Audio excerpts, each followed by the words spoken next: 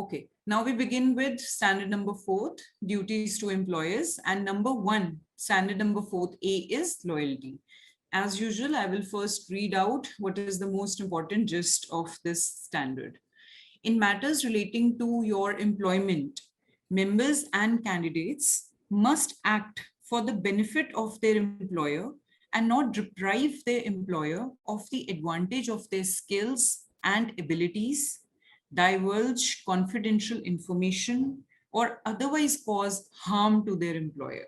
So we have a couple of factors over here. First is that we should always act for the benefit of our clients, or rather, sorry, employees over here. That means that we should be acting with, or rather we should be performing our duties to utmost care using all our skills and abilities. We should not share confidential information outside, and we should not cause harm to our employer. So after understanding this, I have a couple of questions for you all. So my question number 1 is that the standard is applicable to employees. क्योंकि यहाँ पे लिखा हुआ है ना, matters relating to employment. So clearly, you know, right away it says that it is applicable to employees. यहाँ पे you have this formal kind of a contract between you and your employer. But what about independent contractors? Now, I am one good example of an independent contractor. I have left my corporate job years back, and now I'm working, you can say I'm working as a freelancer. So I engage in both trainings as well as financial research assignments like valuations, financial modeling, etc. Okay? So what about me then? Should I care about the standard 4th or not?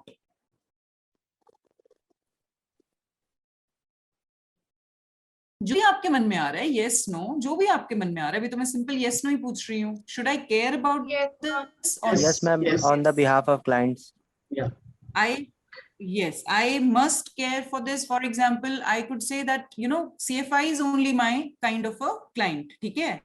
It is just a fact कि जैसे आप लोग अगर full time jobs में चले जाते हो, the number of documents and what not you sign or etc. For me over here, these will be short term contracts.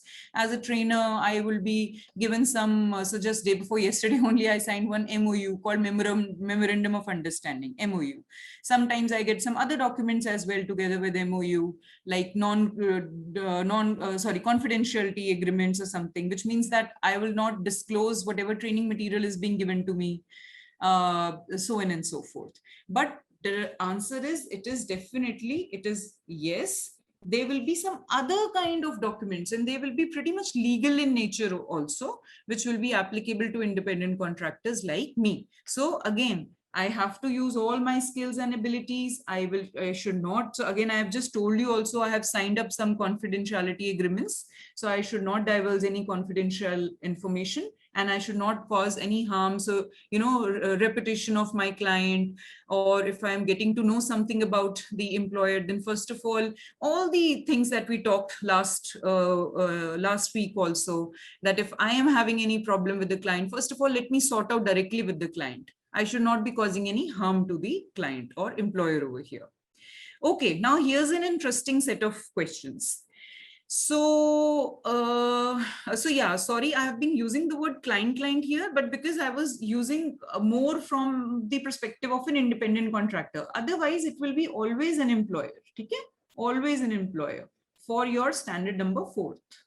This was just an exceptional thing that I spoke about. Usually all of us are either, you know, we are business owners, wherein we will be the employer ourselves. We will be formally employing people, or we could be an employee. Okay? So standard number 4th is somewhere applicable to that. Independent contractor sirf ek exception hai, which we talked about.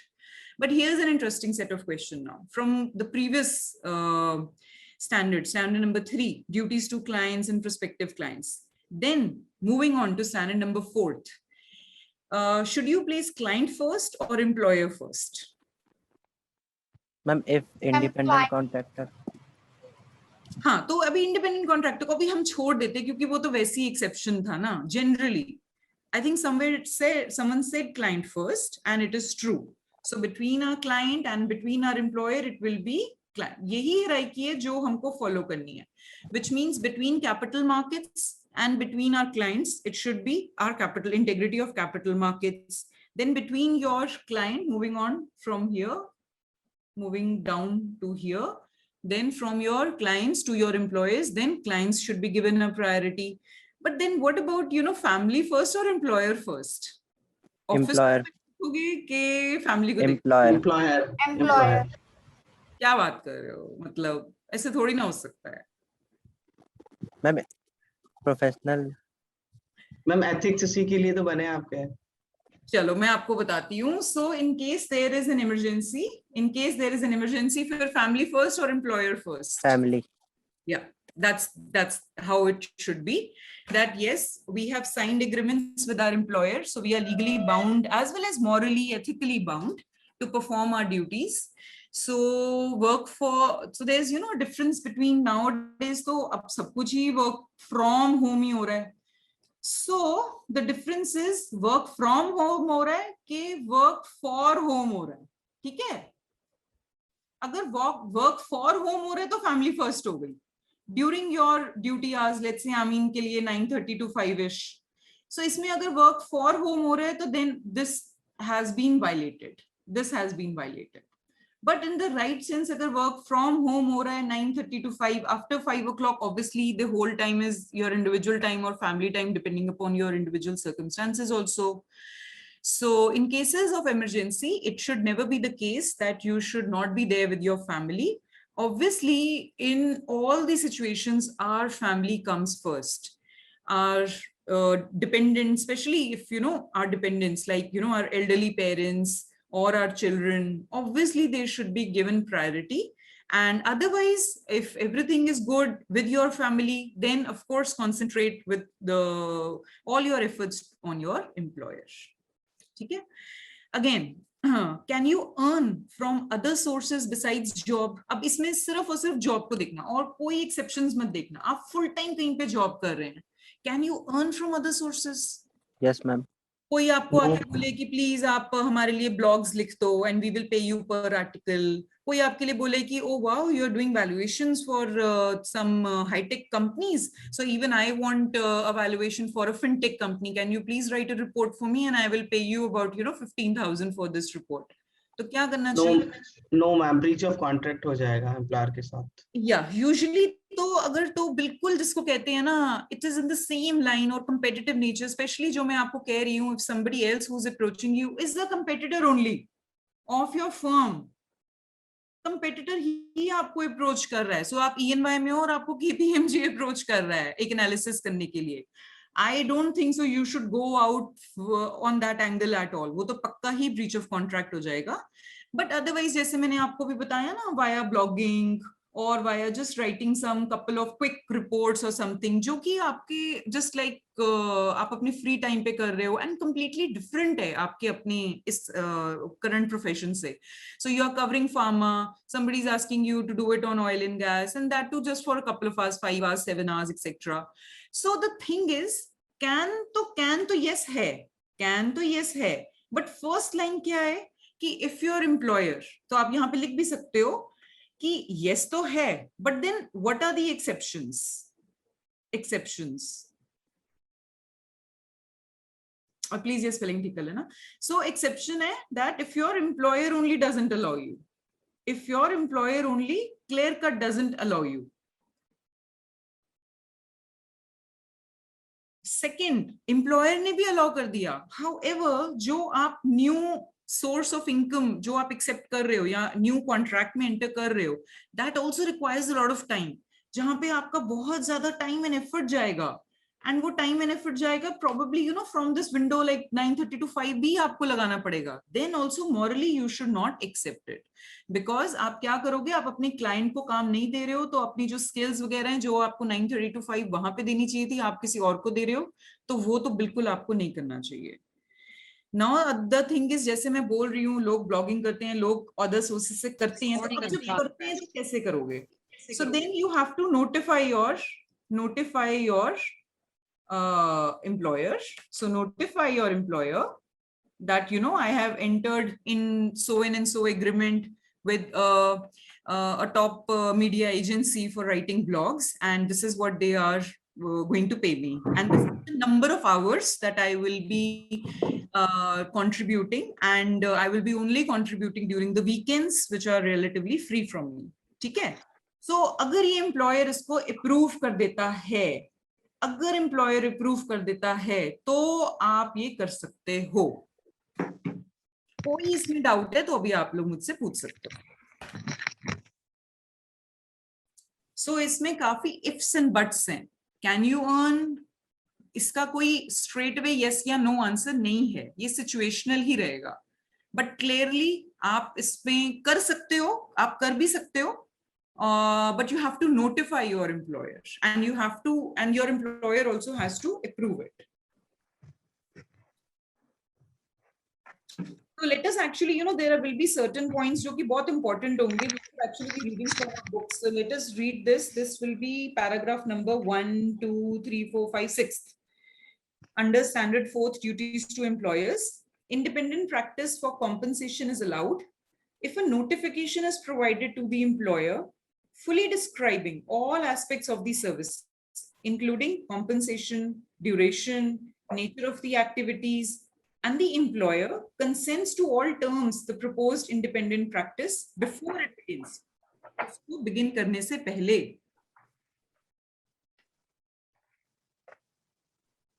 ठीक है?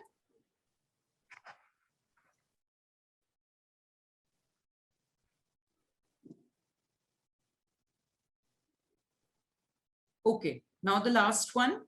You are now leaving that employer and you are going to go with and join another firm.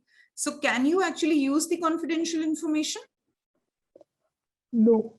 Of No, course. ma'am. ये तो यहाँ पे भी अभी हमें बार-बार लिख चुकी थी, but again this is such an important point. I have to actually stress it out once again. And can you solicit employers' clients? Jin clients के साथ अभी आप काम कर रहे हो, क्या आप न्यू जॉब में जाके अपने पुराने clients को अप्रोच कर सकते हो? No, ma'am.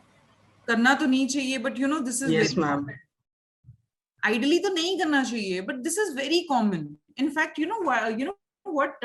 So has anybody from our banking team joined? Yeah, actually, again Saturdays. So, okay, if they have been here, they would clearly tell you that in banking industry, in the asset management side, जिसको हम particularly हम लोग wealth management बोलते हैं, so employees are hired with the with their book. या आपका book का size क्या है? ये इंटरव्यू में उनसे पूछा भी जाता है, which means currently जितने भी आपके clients हैं, उनका AUM क्या है, assets under management आपके पास कितना है, that determines your book size.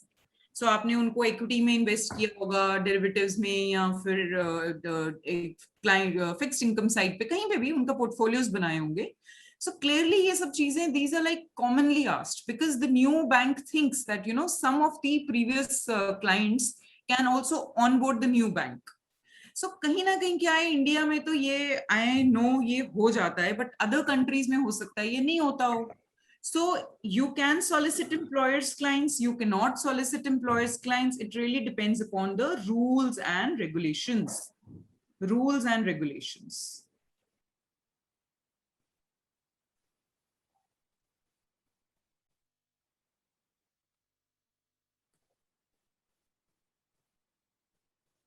If you also look forward, you just leave again two paragraphs. In the third paragraph, you will see there is an exception known as the US Protocol for Broker Recruiting. US, ये तो सिर्फ एक US का example है. World over बहुत सारे ऐसे examples हो सकते हैं. Protocol for Broker Recruiting. जब हम brokers को hire कर रहे हैं. And I will read it directly from the book. That permits brokers, permit कर रहे हैं, to take certain client information when leaving the firm. ठीक है? So this is an exception. So you can say soliciting employers' clients. Generally तो इसका answer no ही होना चाहिए, but कुछ exceptions हो सकते हैं या फिर कुछ industry norms हो सकते हैं, where probably सारे के सारे banks of India यही कर रहे हैं, तो एक industry norm ही बन गया. And secondly, US में तो particularly एक इसका एक अलग से ही एक rule ही है, एक protocol ही बना दिया. So you can see both these situations. Any question from here? I was telling you कि जो background है ना, 4th P का additional compensation arrangement, the background has been set in 4th A. But we can here see a couple of more examples and talk about rather couple of more points and see an example so that now we kind of solidify our learning. Additional compensation arrangement. But here you would see कि ये जो ये बात कर रहे हैं ना, mostly ये लोग कहाँ बात कर रहे हैं, ये अपने client से ही बात कर रहे हैं. See, there are two things ना. एक तो है कि your employer has hired you. Your employer has hired you. But आप काम किसके साथ करते हो? तो आप डायरेक्टली क्लाइंट्स के साथ करते हो. This is true for so many industries. Let me just take one example of a KPO, knowledge process outsourcing. So ठीक है, आपको ई वैल्यू सर्व ने हायर किया हुआ है, आपको जेनपैक ने हायर किया हुआ है, आपको डब्ल्यूएनएस ने, आपको जिस मर्जी ने हायर किया हुआ है. बट जो आप डेली बेसिस पे जिनके साथ काम करते हो ना, you actually become an extended member of your client's team, and this client could be based out of Hong Kong, Singapore, US, Canada, Australia, London, कहीं पे भी बैठा हो सकता है. You are part and parcel of that client's team. तो कई बार क्या होता है, जो आपका relationship है with your client, it becomes very strong and the client would want to reward you separately. It really happens, बहुत common है. And being a financial advisor in advisory firms, तो ये बहुत ज्यादा ही common है. Financial as a financial advisor, मतलब इतनी बार हो जाता है that you are meeting the client, his family, and the client starts to, because you are his financial or her financial advisor, and he starts to call out on the family functions also, on his kids birthday parties also. तो वो इतना अच्छा relationship बन जाता है कई बारी, because the client is very happy with your performance. आप उसका पोर्टफोलियो ईयर बाय ईयर आप इंक्रीज कर रहे हो, उसका एसेट जो आपका AUM है, it is growing at a very very nice healthy manner. So he may would want to give you some other rewards also, cash rewards, monetary or non-monetary rewards. So then how to go about it, क्योंकि ये तो conflict हो जाएगा. So then how to go about it? So let's again read the gist, that members and candidates must not accept. मतलब यहाँ पे क्या आ गया, आप इसी को ही अंडरलाइन कर लो. Must not accept, पहले तो ये लोग यही बोल रहे हैं. Must not accept gifts, benefits, compensation or consideration that competes with or might reasonably be expected to create a conflict of interest with their employer's interest, unless they obtain written consent from all parties involved. I'll repeat again. Carefully देखो कि पहले तो ये सबसे पहले आपको मना कर रहे हैं. Must not accept किसी भी फॉर्म में, कोई गिफ्ट है, मॉनेटरी है, नॉन मॉनेटरी है, वन टाइम है, लॉन्ग टर्म है, कुछ आप नहीं लोगे. बिकॉज आपको जो एक कंपनी ने हायर किया as a financial adviser, obviously it is not just for one client, it would be for multiple clients.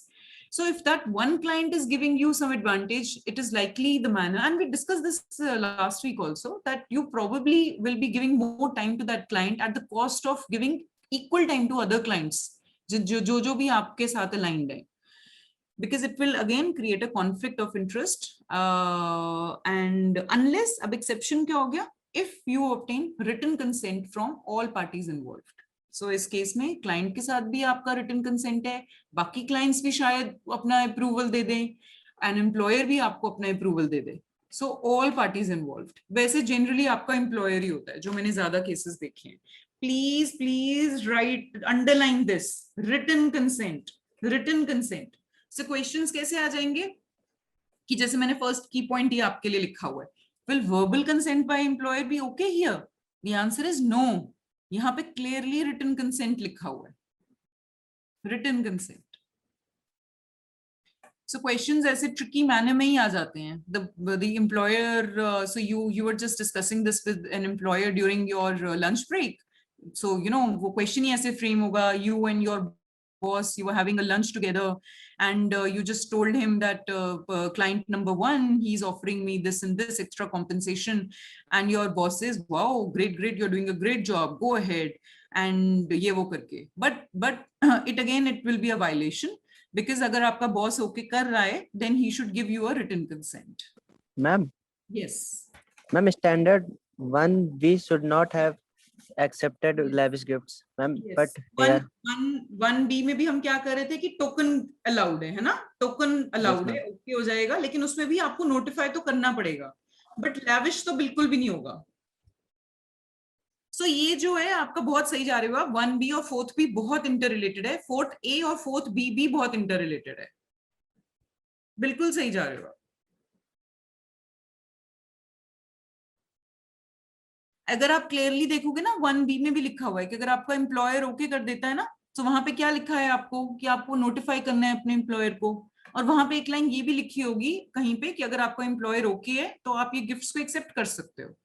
The thing is that by doing all of this, and I think कहीं ना कहीं ये last week भी mention हुआ है और आज भी आएगा, that one has to determine the true cost, the true cost. So that means from this client number A, between client number A and your organization, your firm, your employer, this is the cost that you are charging from client A. So your client A is paying you X amount of revenue. Then all this extra compensation will also be included in this total revenue from this particular one client, as compared to हमारी cost क्या लग रही है. So we call it as our cost benefit analysis, CBA. तो ये and objective क्या है कि जो आपकी फर्म्स हैं वो CBA कर सकें, कॉस्ट बेनिफिट एनालिसिस कर सकें कि इतना हमारे को ये जरूरी नहीं है कि आपके एक पर्टिकुलर एम्प्लॉय को एक क्लाइंट ने दे दिया, पर क्लाइंट ने तो दिया ना, तो क्लाइंट ने इतना दिया, इतना टोटल रेवेन्यू, इतना इनफ्लोज आए, ये हमारे लिए to service this client, this is our outflows. So if we are in CBA जो अगर हमारा पॉजिटिव है यानी कि बेनिफिट्स ज्यादा हैं, then obviously we are in a good position. But over here this please mark this कि written consent होना बहुत जरूरी है अगर आपको कोई एम्प्लॉयर पहले आपको अप्रोच कर रहा है और एडिशनल कॉम्पनसेशन के बारे में बात कर रहा है. और वहां पे क्या था, वहां पे कुछ ऐसे भी सर्कमस्टांसेस थे 1B में वेर इन आपको पता ही नहीं चला, जैसे मैं आपको कह रही थी ना कि लंच हुआ एंड कुछ एनवेलप आपको दे दिया, उस एनवेलप में कोई कैश रिवॉर्ड भी हो सकता है, कुछ नॉन कैश रिवॉर्ड भी हो सकता है, तो आपको पता ही नहीं चला, तो फिर उस सिचुएशन में क्या करना है. then it was the case was in 1B that you just notify your employer कि ऐसे मुझे ये गिफ्ट मिल गया था, ठीक है. and then the boss will or the bosses will determine कि फिर क्या करना चाहिए उस रिवॉर्ड का.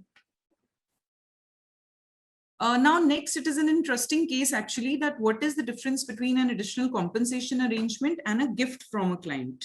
So I think let us read it out from our books that so the difference is between if it is a future gift or future payout or current payout. ठीक है, current means today, T0, and this means TN at a future time. तो आपको ये मिल कब रहा है compensation, उस पे डिपेंड करता है, and that is how we can differentiate between an additional compensation and a means. And now we move on to 4C. This is the last one, responsibility of supervisor. I will tell you already जो miss हो जाता है candidate से, I will tell you something, but yeah, let's just read out and then I will tell you the missing part. Okay. Members and candidates must make reasonable efforts to ensure that anyone subject to their supervision or authority complies with applicable laws, rules, regulations, and the code and standards. मतलब अब आप क्या हो, आप employer नहीं हो, employer तो अभी भी कोई और है आपका, but अभी आप boss हो. तो as a boss अब आपकी क्या-क्या आपकी roles and responsibilities हैं. So obviously आपको पूरी की पूरी टीम को सुपरवाइज करना है. Again you have to really ensure कि बहुत अच्छे से आप सुपरवाइज करो, so that your end objective is that all the applicable laws, rules, regulations are met. Even the code and standards are also met if you are a currently registered candidate or if you are a CFA charter holder. So code and standards भी आपके ऊपर additional responsibility देते हैं. So as a supervisor, my question is कि आपने किसी को delegate कर दी authority, you know, let me tell you this is actually very common, specially the ones who are working, उनके लिए तो ये कुछ न्यू ही नहीं होगा. सो let us say that there is a team of let us say 8 analysts and here is a complete like auto sector. So auto sector में क्या हो जाता है, you have your passenger vehicles, you have your commercial vehicles. Now these could be under your 4-wheelers. ठीक है, so then you can altogether have a different stream called 2-wheelers. तो बहुत सारे सब categories हैं auto sector में. Here you have 8 analysts, here again you have 8 analysts, here probably you have 10 analysts क्योंकि 2-wheelers थोड़े और ज्यादा हैं. तो मार्केट भी बहुत बड़ी है 2-wheelers के as compared to 4-wheelers. तो आप यहाँ पे आप 10-wheelers आपने हायर किए हुए हैं. So individually क्या है, ये 8 analysts के ऊपर एक बॉस है. So there is boss number 1 or supervisor number 1. let me call it as supervisor only, ठीक है, because यहाँ पे supervisory term है. Here also this is supervisor number 2.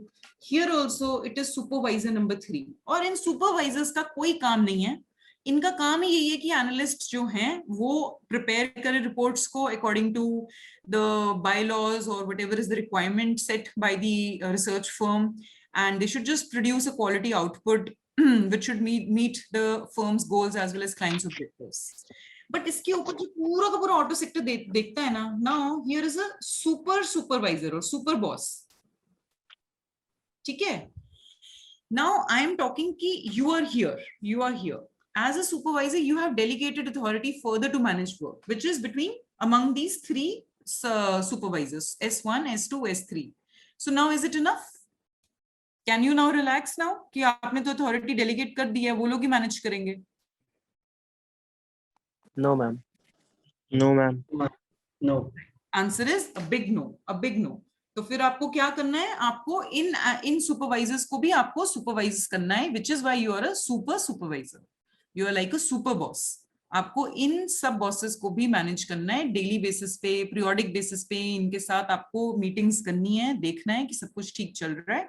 Clearly, it doesn't mean कि आप सिर्फ अपना interaction in S1, S2, S3 के साथ रखोगे. You will also be having your association with all these 26 analysts also in your team. So together, you know, these 26, 27, 28, 29, so about like it's a 30-member team. So 30 members को as a team ही काम करना है. Being a supervisor doesn't mean that you just alienate yourself, be in your own room, talk to your own bosses, and kind of, you know, think about some higher goals. That is, as a supervisor, then you're not doing a good job. Because you clearly do not know what are the things which are happening on the floor. What are, if your analysts, they are facing some issues, you will not get to know if you're not really kind of not associating with them or interacting with them. Okay. Next is कि आप देखते हो that your firm, it lacks adequate compliance procedures. तो फिर अब आपको क्या करना चाहिए?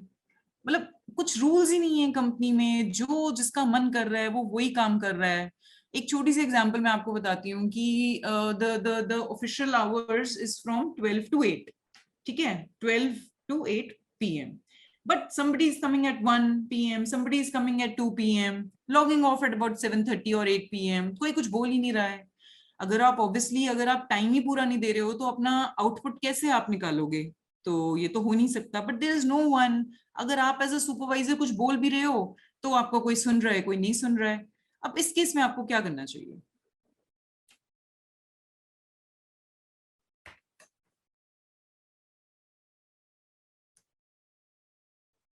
So इस केस में आपको क्या करना चाहिए? First of all, I already told you that there is a department called as known as a compliance department. सबसे पहले तो आप इस compliance department को approach करो. अब अगर ये compliance department ही ढीला है, then you directly approach the senior management of the firm. So this is step 1. This is step 2. And step 2. And senior management ने भी अगर आपको help नहीं करी, तब आप क्या कर सकते हो? Especially in the cases where employers, they do not have any compliance procedures or inadequate, then you give them in writing that I will not supervise until and unless situation is fixed. So I withdraw my supervisory responsibility until and unless the situation is fixed. I'm giving you time to write. So अगर इस case में point number 2 में, if you think that there are some lapses, inadequate compliance procedures are there, then first of all you should approach your compliance department, and step number 2 is your approach your senior management. If that also doesn't help, तो फिर और किसके पास जाओगे? और तो कोई way out ही नहीं है. So then you share it in writing that I will not do my supervisory or conduct my supervisory responsibility until and unless the situation is fixed.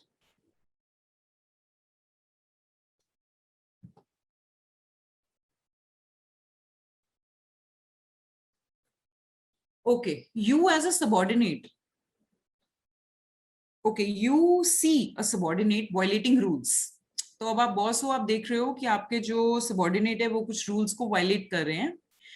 And let us say one thing, that he was in possession of MNPI. We discussed MNPI last week. So you see him violating those rules and you ask him to stop the wrongdoing right away.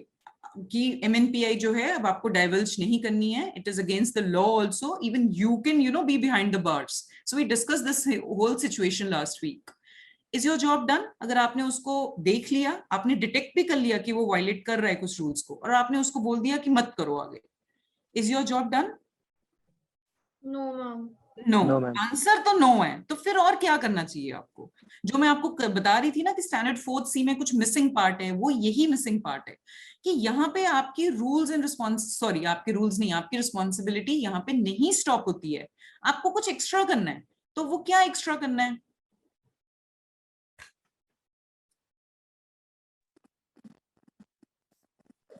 Okay, don't worry, but at least right it down कि situation यहाँ पे आपकी clearly आपकी stop नहीं होती है.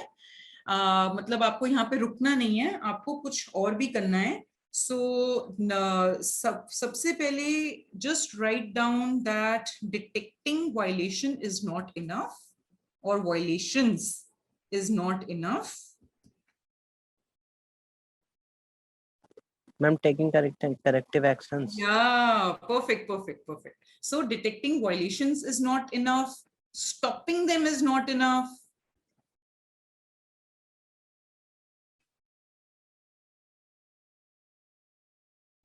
As a supervisor, you have to take steps. जैसे आपने बोला corrective action, यहाँ हम क्या बोल सकते हैं?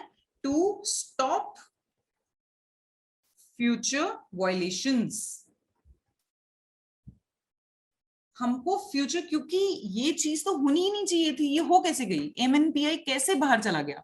ये तो होना ही नहीं चाहिए था. MNPI again stands for material non public information. ये तो आउटसाइड फर्म जानी ही नहीं चाहिए थी. ये तो बहुत बड़ा फ्लॉ हो गया और आप ही की टीम मेंबर ने कर दिया. ये तो बहुत बड़ा इश्यू हो सकता है. अगेन लीगल केसेस हो सकते हैं, बहुत कुछ हो सकता है. तो सबसे ये इंपॉर्टेंट नहीं है कि अब ये हो गया और उसको आपने स्टॉप लगा दिया. नहीं, आपको कुछ ऐसा करना है एज अ सुपरवाइजर, कुछ ऐसे करेक्टिव एक्शंस लेने हैं सो दैट फ्यूचर में भी ये ना हो.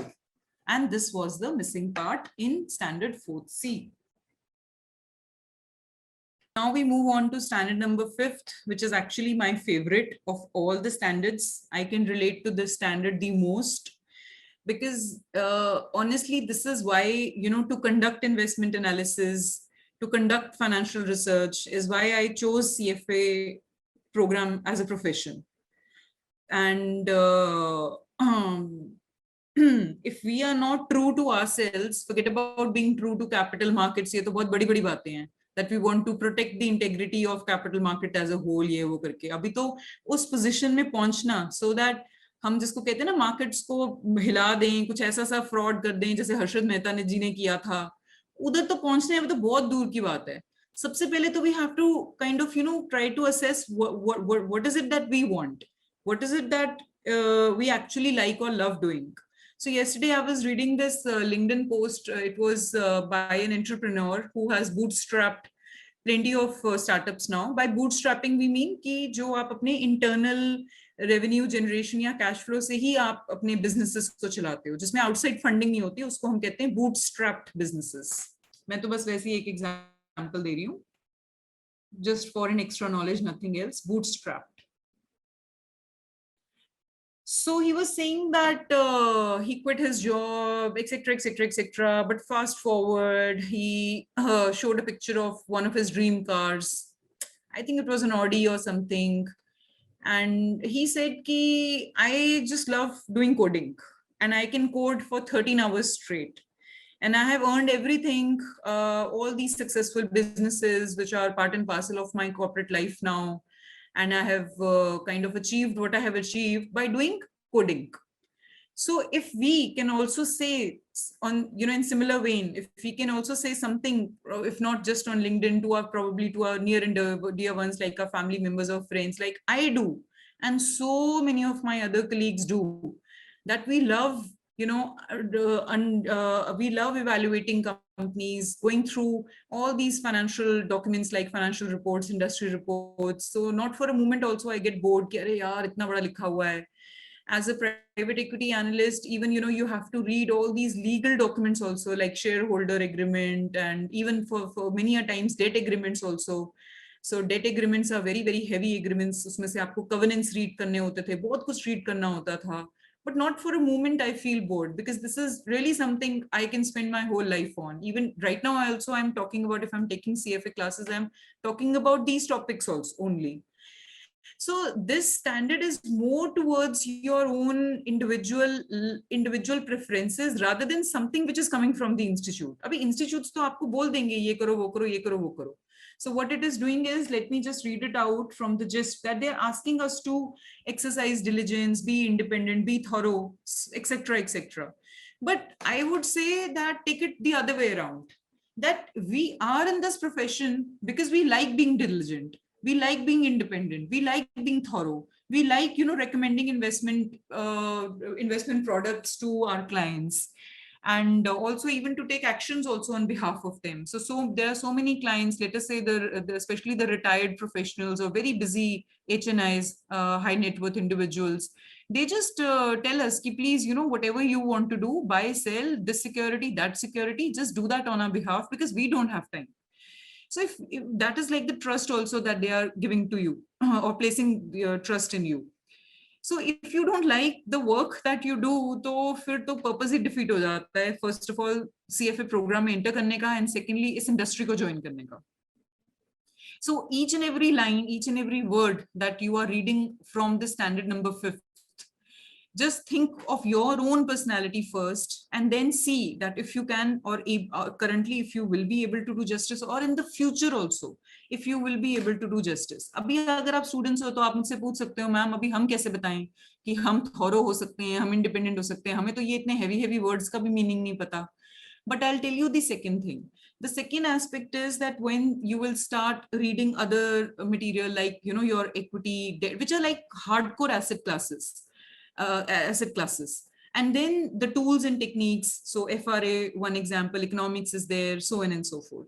If you are able to develop interest in as a student at this point in time, even if you are able to develop interest in these subjects vis-a-vis some other subjects like general management subject, जिसमें strategy और planning ही होता है, HR हो जाता है, human resource हो जाता है, typically all these subjects which are there in MBA level 1, year 1, level 2 में जाके आप specialize करते हो, but level 1 में आप सब कुछ ही करते हो. So as compared to those subjects, or as compared to hardcore accountancy subjects like taxation, like management accountancy, etc., you are liking these subjects better. So as a student also, you can readily, evolve your personality and shape it in a manner so that in future you become a thorough analyst or a resourceful analyst, for which you can make yourself and your family proud. So by diligence, what do we mean by diligence? Diligence means कि अच्छे से काम करना. Independence word तो last time भी आया था. Independence means unbiased. आपका client आपको जो मर्जी बोले, but you will be true to your profession and you will be unbiased. Thoroughness का तो मतलब यही है, completeness. By thoroughness we mean completeness. Complete करो किसी भी चीज को. In analyzing investments, और यही बार words आ रहे हैं. As a CFA charter holder, most likely as an analyst, financial analyst, this is what you're going to do. Analyze investment, make investment recommendations, take investment actions on behalf of your clients or others. But the second thing is, so first तो हो गया कि आप काम बहुत अच्छे से कर रहे हो. But the second thing is कि जो भी आप काम कर रहे हो उसका एक बेसिस होना चाहिए, एक आप जिसको हम कहते हैं ना कि स्ट्रॉन्ग assumptions होनी चाहिए. Adequate basis या reasonable, इस सब का मतलब क्या है कि आपकी strong assumptions होनी चाहिए. So your strong assumption is that India, I'm just taking an example like that your strong assumption is that India will victoriously emerge out of this pandemic crisis, will clock in double-digit growth. So let us say 11%, 12% year over year for the next 2 to 3 years. And you also see equity stock markets in a very, very healthy and robust situation. So wherein for foreign portfolio investors who have just kind of, for especially for the Indian markets, So our own domestic investors also have been taken aback. इतना ज़्यादा inflows रहा है year till date in 2021 also by foreign portfolio investors in India. Like nowhere else they have invested. So they are all banking upon and keeping full faith in Indian capital markets and especially stock markets. तो आपका अपना क्या assumption है? This is what we say, that you should have a reasonable and adequate basis, which should be supported by appropriate research and investigation for any kind of work that you are doing. And work अब क्या आ जाता है हमारे लिए? Investment analysis करना, recommendation करना या action करना. तो जो हम काम कर रहे हैं, एक तो हमको पॉइंट नंबर 1 है उसको बहुत अच्छे से करना है, ये हमारा पर्सनैलिटी होगा. बट नंबर 2 होगा कि जो हम काम है उसको किसी चीज में प्रेजेंट भी तो करेंगे ना, क्लाइंट को रिटर्न में करेंगे, ओरल प्रेजेंटेशंस भी देंगे. वहां पे we should have adequate assumptions कि हमने ये क्यों किया, हम अपना क्यों समझाएंगे. So point number 2 is also very closely relating to our softer skills like our written and oral communication skills, our presentation skills. ठीक है? So this is, I think standard number 5A, diligence and reasonable basis, this is really more towards your personality, your individual personality and your behavior. And secondly, also towards your softer skills like your presentation and written and oral skills. So key point है कि how rigorous should your analysis be. अब आपको कैसे पता चलेगा कि आपको कितना time spend करना है. So this is a question that is open for everyone. That I am coming on to you, and one example we have been using time and again is that we are creating a research report which has probably 4 outcomes for a publicly listed company. Either we can issue a buy recommendation or a sell recommendation or hold or avoid. तो हमको ये करना है. And अब कैसे पता चलेगा हम इसके ऊपर कितना टाइम स्पेंड करें, हम कैसे डिटरमिन करें?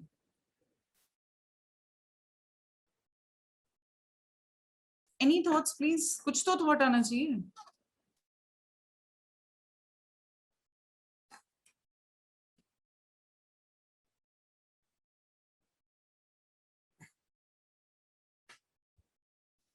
आपको इसके ऊपर 1 वीक देना है, आपको इसके ऊपर 1 मंथ देना है, ये कैसे पता चलेगा? कौन बताएगा? एम्प्लॉयर. हाँ, एक आपको एम्प्लॉयर भी बता सकता है. सेकंड और कौन बता सकता है? आपका क्लाइंट. ठीक है? ऑब्वियसली क्लाइंट आपको अकेले नहीं बताएगा, आपके एम्प्लॉयर को ही बताएगा. So even your first point is fine कि आपका एम्प्लॉयर आपको बता रहा है. सो जो आपका एम्प्लॉयर है कहीं ना कहीं वो आपको ये बताएगा कि भाई what you should be spending like 1 month on this because this is the first time that we are coming on to this report. So the first time presentations are known as initiating coverage reports. Initiating coverage reports. So if you are coming up with an initiating coverage report, first time reports, तो उस पे तो आप बहुत ज्यादा time spend करोगे, 1 month से ज्यादा भी शायद लग जाए. So let us say 4 to 6 weeks. Then after this, once it is done, then every quarter, मैं सिर्फ ये एक एग्जांपल ले रही हूँ just to tell you कि how rigorous your analysis should be. Every quarter, after every earning release, जब companies अपनी earnings को release कर देती हैं, after that you will provide an update report, update stock report. तो ज्यादा रिगर कहाँ आया? ज्यादा रिगर यहाँ आया. कम रिगर कहाँ आया? कम रिगर एवरी क्वार्टर आया. ये तो आपको एवरी क्वार्टर ही करना है. जो इसका जो पेज होगा, जो पेजेस ऑफ रिपोर्ट्स बन सकते हैं, 40 to 60 पेजेस भी हो सकते हैं.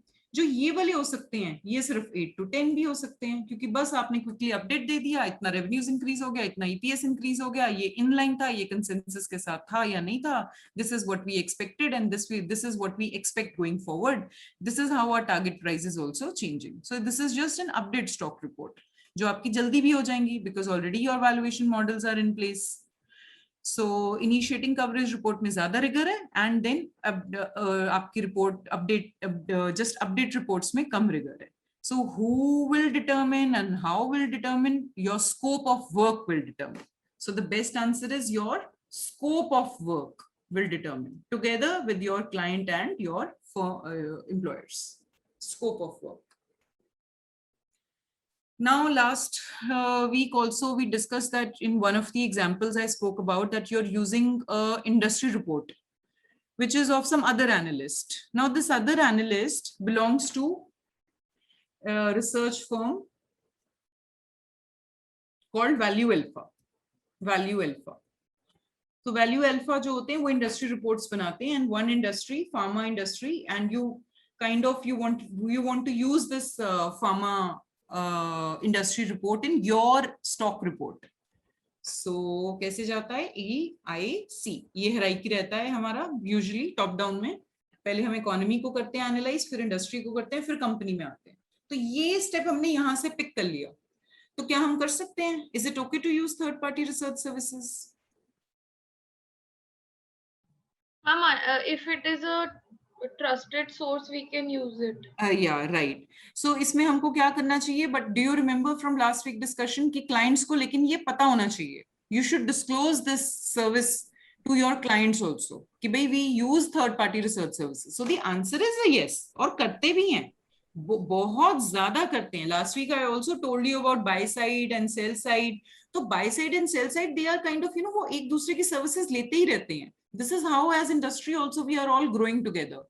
ये सब कुछ तो ओके है, but disclosures should be there. आपको आपके क्लाइंट्स को या प्रोस्पेक्टिव क्लाइंट्स को उनको बताना चाहिए कि हमने ये ली है. एंड सेकेंडली आपने इससे यहाँ पे 5th ए में तो आपने सबसे इंपॉर्टेंट बात बोल दी है कि ट्रस्टेड सोर्स होना चाहिए, जिसको ऑब्वियसली आप क्या करोगे अगर आप किसी थर्ड पार्टी सर्विस प्रोवाइडर को शॉर्टलिस्ट कर रहे हो, then you would approach, first of all the thing is you should not just approach your friend.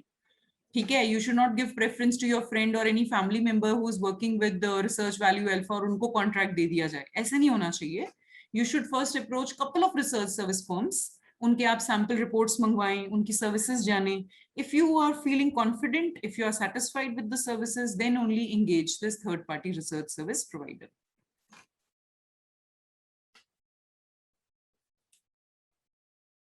So the next question is the quantitative model you run. जैसे कि valuation models हैं, वो मैंने आपको पहले भी बताया था. हमारे हम एक्सेल यूज करते हैं, and so you kind of have run that model, and आपका जो एक टारगेट प्राइस आता है एक स्टॉक को लेके, दैट इज $350. बट इस मॉडल को यूज करने का ड्रॉबैक क्या है? Now I don't really expect this answer from you guys. I am going to tell it right away that there are some limitations. There are some limitations. कुछ limitations होती हैं because आप एक tool use कर रहे हो, आप Excel use कर रहे हो, आप कुछ और टूल भी यूज कर सकते हो. आजकल तो बहुत कुछ पाइथन लैंग्वेज को भी यूज करके भी हो रहा है. एल्गो ट्रेडिंग्स भी बहुत होती है. मतलब बहुत आजकल अगर क्वांट की बात करें तो बहुत ज्यादा ऑप्शंस हैं आपके पास. बट द थिंग इज कि आप जो इनके ऊपर रिलाई कर रहे हो तो आप कुछ assumptions दे रहे हो. आप कुछ you are making some assumptions, you are putting these assumptions as inputs in these models, and basis these inputs आपको जो ये एक्सेल मॉडल है, यहाँ पे हम सिर्फ एक्सेल मॉडल की बात ही कर लेते हैं, उसने आपको आउटपुट दे दिया which is $350. So we also, there is a term called GIGO, garbage in garbage out. मतलब अगर जो आपके assumptions हैं या आपके इनपुट्स हैं, अगर वो गार्बेज हैं, मतलब वो रेलेवेंट ही नहीं है, वो थॉरो नहीं थे, वो इंडिपेंडेंट नहीं थे, वो डिलिजेंट एनालिसिस से नहीं आए हुए थे, कहीं से बस इधर उधर इंटरनेट पे गए, कहीं से लिखा आया कि फोकस है 7%, चलो 7% डाल दो, कुछ कॉस्ट ऑफ इक्विटी या फिर आपका रिस्क फैक्टर यहाँ ये लिखा हुआ है, बस बस बस बस बस इनपुट्स डाल दो इन मॉडल्स में, आउटपुट तो फिर आपका गार्बेज आउट ही आएगा.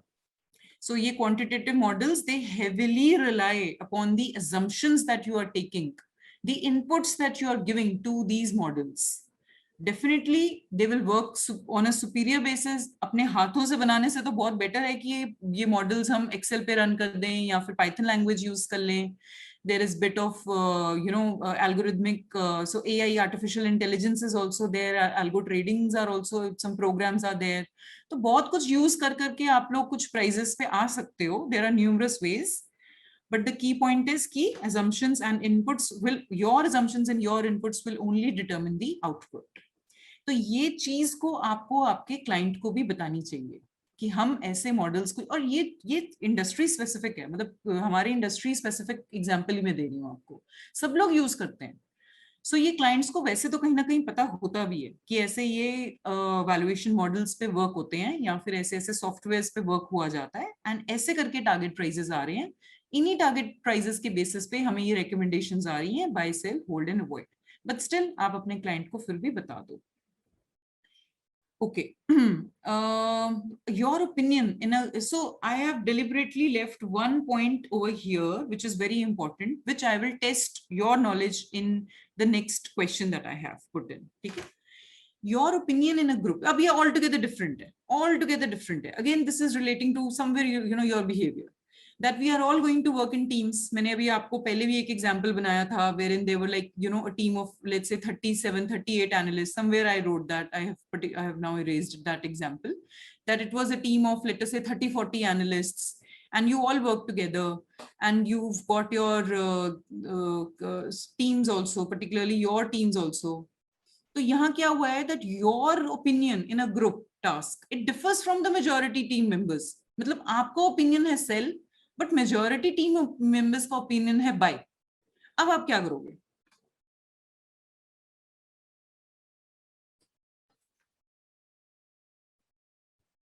Reanalyze your opinion. Yeah, very good. और ये book में भी यही लिखा हुआ है that probably you know don't give a lot of weightage to your own ego कि अरे भाई मैं अगर सेल बोल रहा हूँ तो वो सेल ही होगा. Give yourself you know some open thoughts कि बाकी भी मेंबर्स क्या कह रहे हैं. अब सारे के सारे अगर टीम मेंबर्स ये बोल रहे हैं कि बाय ही रिकमेंडेशन है तो उनके थॉट्स को भी देखो. सो रीएनालाइज, आप अपना थोड़ा सा और डिफरेंट ओपिनियन लेके चलो, which we also known as that you should take a holistic opinion, end to end और होलिस्टिक ओपिनियन और कंप्लीट ओपिनियन. ठीक है, कंप्लीट ओपिनियन लेके चलो. सारे के सारे सिचुएशंस को देखो, एनालाइज करो और फिर देखो कि जरूरी नहीं है कि अगर आपका ओपिनियन अलग आ रहा है तो आपको उस टीम से अलग ही हो जाना है. आप ये भी लेके चलो कि हो सकता है, specially you know as a beginner, as a new joinee, you should also slowly and gradually learn from more experienced team members, from more experienced your bosses. That's how I have grown till date also. That is how I have grown. I always keep an open ear, an open eye, that what are the other members who are recommending me, you know, even in these independent contractual situations also. Again, I'm part of some teams, so we all work together. And this is how everyone should grow कि team का opinion अलग हो सकता है. सो हमें हमारी egos को थोड़ा कम वेटेज देना है इन केसेस में. बट आई थिंक कभी कभी ये भी हो सकता है, अगर कुछ क्वेश्चन को ज्यादा ही इन लोगों ने ट्रिकी बनाना हो तो ये भी कह सकते हैं कि यू थिंक कि आपका ओपिनियन ही ठीक है और आपने सब कुछ एनालाइज कर लिया, सब कुछ देख लिया, फिर भी आपको लग रहा है कि ये सेल रिकमेंडेशन ही है, फिर आप क्या करोगे? ये मतलब मैं अपनी ओर से कुछ एक क्वेश्चन मैं बना रही हूँ आप लोगों के लिए. फिर क्या करोगे आप? आपको लग रहा है कि पक्का से पक्का ये सेल है, बाकी सब लोग गलत हैं. Ma'am discuss it with team members. हाँ, आप डिस्कस कर लो और कहीं ना कहीं फिर आप अपना एक अलग से आप अपना इस केस का, सो टीम ने डिसाइड कर लिया बाय है तो रिकमेंडेशन तो मेजॉरिटी टीम मेंबर से बाय ही जाएगी, उसको तो आप नहीं चेंज करोगे. ठीक है, यहाँ पे लेकिन अब आप क्या कर सकते हो, आप कहीं ना कहीं इन राइटिंग कोई एक मेमोरेंडम बना दो, जिसको हम शॉर्ट फॉर्म में मेमोज कहते हैं. आप बना दो कि ये सिचुएशन थी इस टाइम पे, मुझे तो ये सेल लग रहा था, बट हाउएवर टीम मेंबर्स को बाय लगा है और उनके ये थॉट प्रोसेस थे. So together as a team हमने ये इश्यू करा है रिकमेंडेशन. तो ये आप कर लो कहीं ना कहीं. So next is our 5th B. This is communication with clients and prospective clients. मैं बहुत सारी बातें actually बोल चुकी हूँ. This is actually you know kind of a summary. So at everywhere I was telling you कि अगर आप लोग quantitative models use कर रहे हो, अपने client को बताओ. अगर आप कुछ third party use कर रहे हो तो अपने client को बताओ. तो moreover जो आपका current process ही है कि how do you value. So let us say there are 6 to 7 valuation methods that are there, but you are just adopting 2 to 3 of them. So valuation methods के examples में अगर लेना चाहूँ तो sum of parts, relative valuation, discounted cash flow. So वैसे तो 6 to 7 approaches हैं, but you are only using 2 to 3 of them. So whatever is your process, you document it and you share it with your clients and prospective clients in the most fair manner. This is what 5th B is going to talk about. It's very simple, ज़्यादा कुछ tricky नहीं है, and let's read it. Members and candidates must disclose to clients and prospective clients the basic format and general principles of the investment processes they use to analyze investments. आप क्या process use कर रहे हो? Which is helping you to analyze investments, selecting the securities, constructing portfolios, and you must promptly disclose any changes that might materially affect those processes. And then disclose to clients and prospective clients significant limitations and risks associated with the investment process.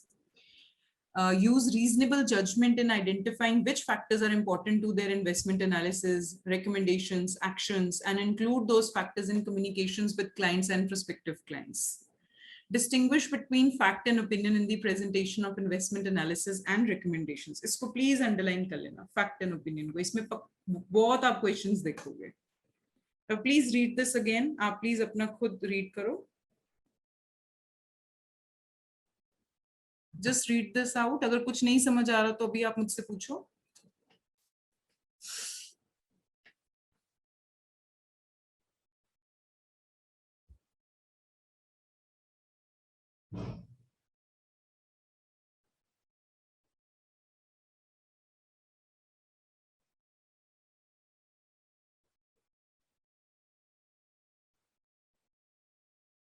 Ma'am distinguish between fact and opinion मतलब?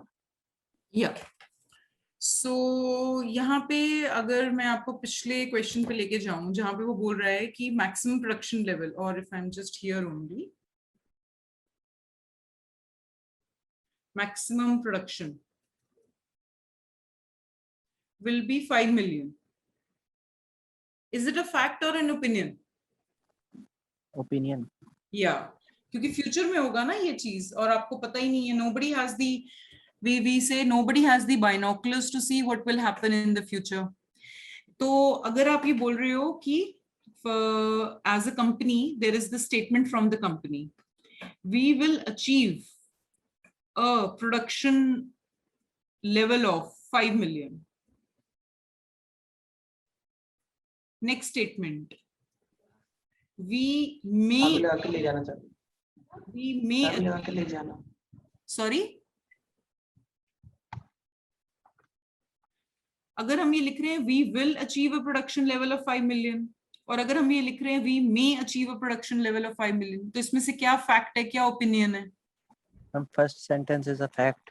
हाँ, and second is an opinion. However, आपको लग रहा है ये fact ये सही है, ये पक्का कह सकते, कोई कंपनी ये बोल सकती है कि हम definitely 5 million? No. Ma'am we have achieved होगा ना fact. नहीं, मैं ये फ्यूचर के बारे में ही बात कर रही हूँ आपसे. अगर करंट की बात करेंगे तो फैक्ट. करंट की बात करेंगे तो फैक्ट है. अगर हम फ्यूचर के बारे में लिख रहे हैं वी विल, तो ये होना ही नहीं चाहिए था. So that is why distinguish. तो कंपनीज तो जो मर्जी लिखें या आप भी किसी और की रिपोर्ट में जो मर्जी आप रीड करो, बट एज एन एनालिस्ट आपको अपना दिमाग चलाना है. खुद आपको पता होना चाहिए कि ये फैक्ट है कि ओपिनियन है. सो चाहे वो लोग विल लिखें चाहे वो लोग मे लिखें, both of them are opinions, because ये फ्यूचर के बारे में ही बात हो रही है. फ्यूचर में कुछ भी हो सकता है. It is an opinion only.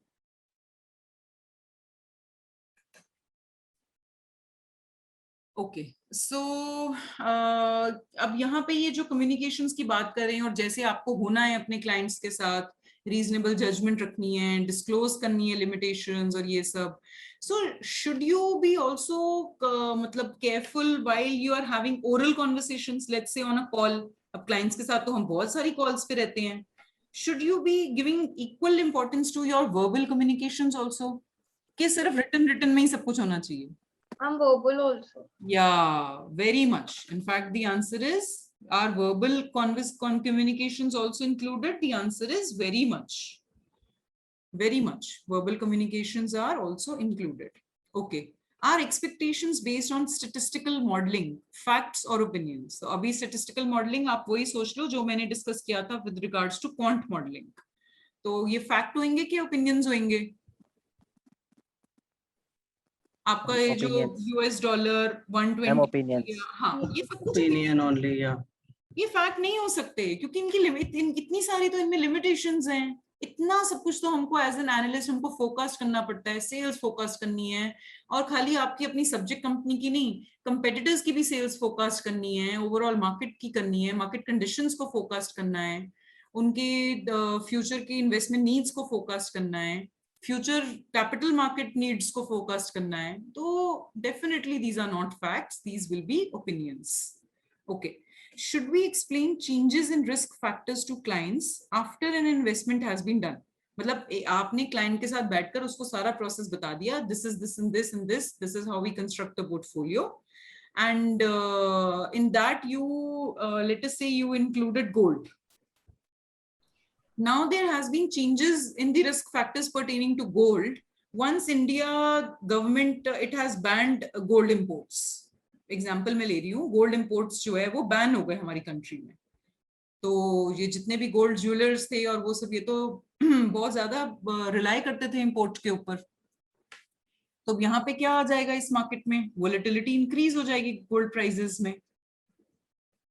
Volatility increase हो जाएगी, जो प्राइजेस पहले ऐसे थे रेंज बाउंड थे, अब वोलेटिलिटी अप एंड डाउन बढ़ जाएगी, तो उसका रिस्कीनेस भी बढ़ गया. So there is a change in risk factor. तो आपके क्लाइंट को आपको ये इन्फॉर्म करना चाहिए अब.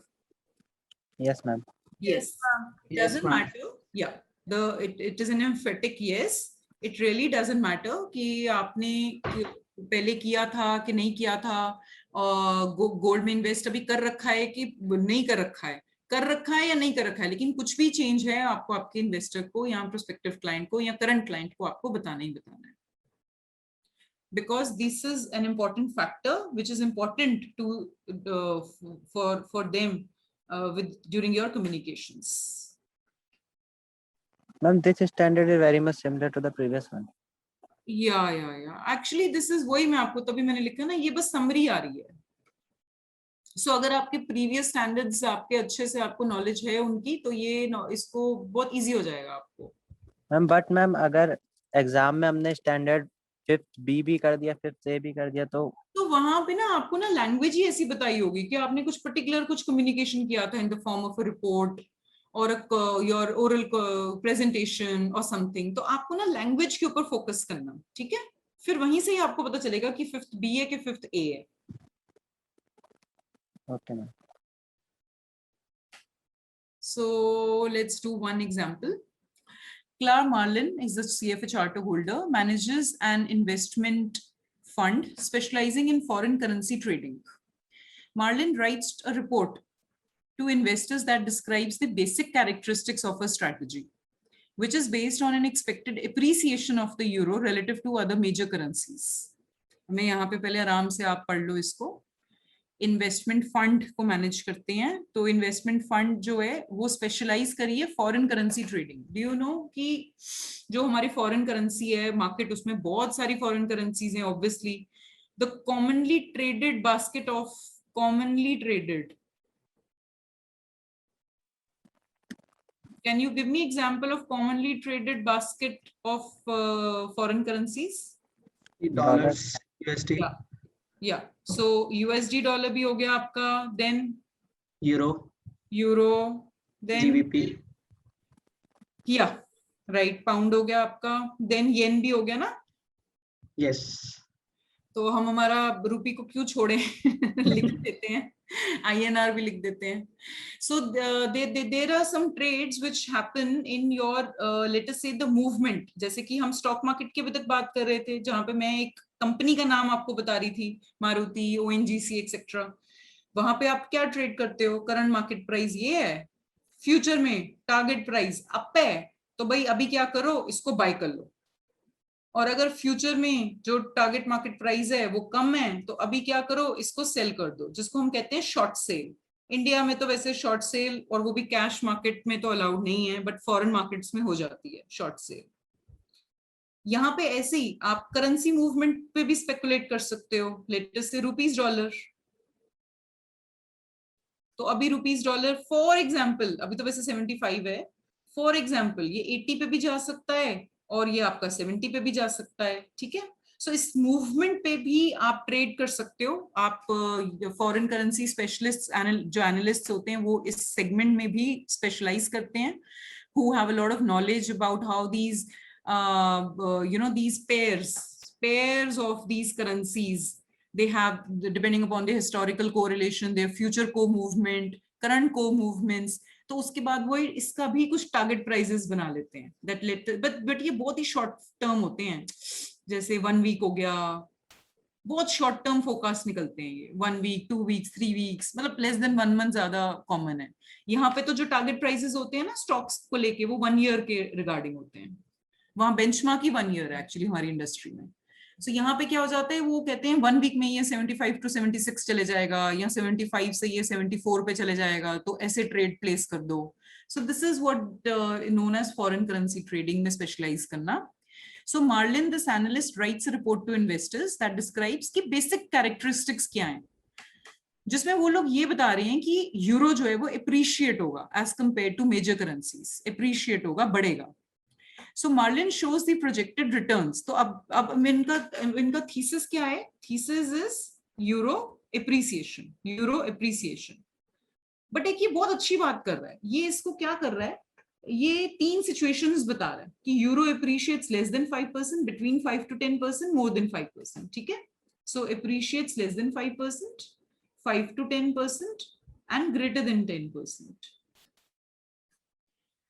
Marlin shows the returns from the strategy if the euro appreciates less than 5%, more between 5 and 10 and more, while clearly stating that these forecasts are her opinion. ये fact नहीं है, opinion ही है। Has Marlin violated the standard relating to communication with clients? आप please ABC पढ़ो और मुझे answers बताओ। Madam option C. This is incorrect. A madam. या A.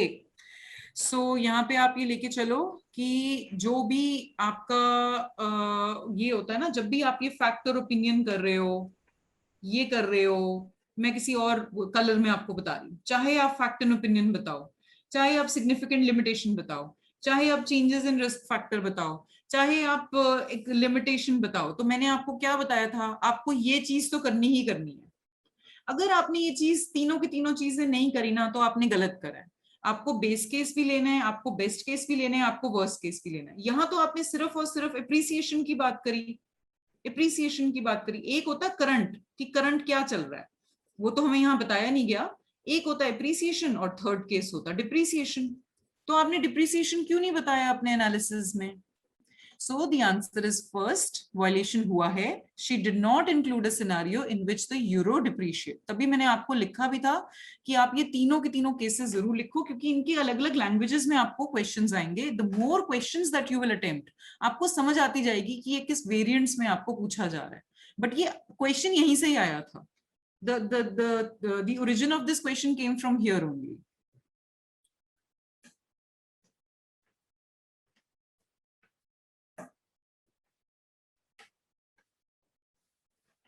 Okay, next we move on to 5th C. ये सबसे easy है, इससे ज्यादा इजी तो आपको स्टैंडर्ड मिल ही नहीं सकता है। स्टैंडर्ड 5th C से ज्यादा इजी, रिकॉर्ड रिटेंशन। मतलब आप जो भी काम कर रहे हो ना कहीं आप उसको रिकॉर्ड्स बनाते जाओ। यहाँ पे वी वर सेइंग ना that we should have a reasonable basis होना चाहिए। यस, आप प्रीवियस एग्जांपल में जा सकते हो?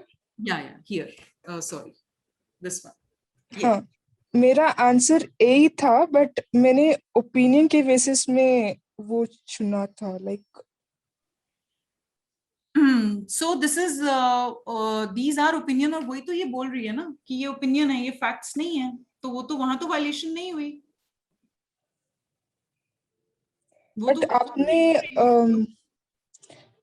Okay, these forecasts are her opinion, तो वहां से तो वायलेशन नहीं हुई है। पॉइंट बी तो मतलब सॉरी पॉइंट सी तो मतलब ठीक है।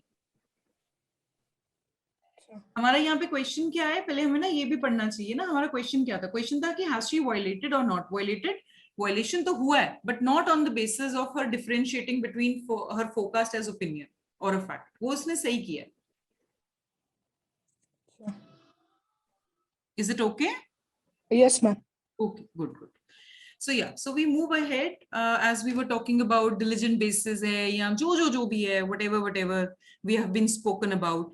तो हमको हमारी को प्रोटेक्ट करने के लिए कि कल को कुछ ऑडिट हो सकता है, कल को कुछ और हमारा सुपर बॉस आके हमें पूछ सकता है कि भाई in this particular quarter during an update report you issued this recommendation, why did you do that.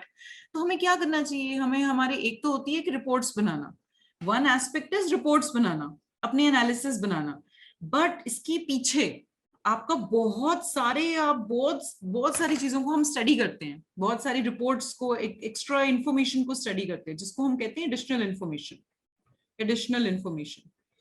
By going through all these additional information, these documents or additional documents, you arrived at and you created these reports. तो यहाँ से भी जो आपको important लगा है, आप उन रिकॉर्ड्स को अपने मेंटेन कर लो। आपने कौन सी इंडस्ट्री रिपोर्ट बनाई, आरबीआई की वेबसाइट पे गए, वहां पे ये फोकस था, वहां का स्नैपशॉट ले लिया, उस टाइम पे ये स्नैपशॉट आपने कहीं पे अपने डॉक्यूमेंट पे सेव कर लिया। In a lot of these investment banking firms what they do is कि वो लोग तो पूरा एक बंडल बनाते हैं and then they immediately scan also, पूरा इकट्ठा बंडल वो स्कैन करते हैं, which will not just have that report, they will have all those extra and appropriate records and documents which were used to support your investment analysis.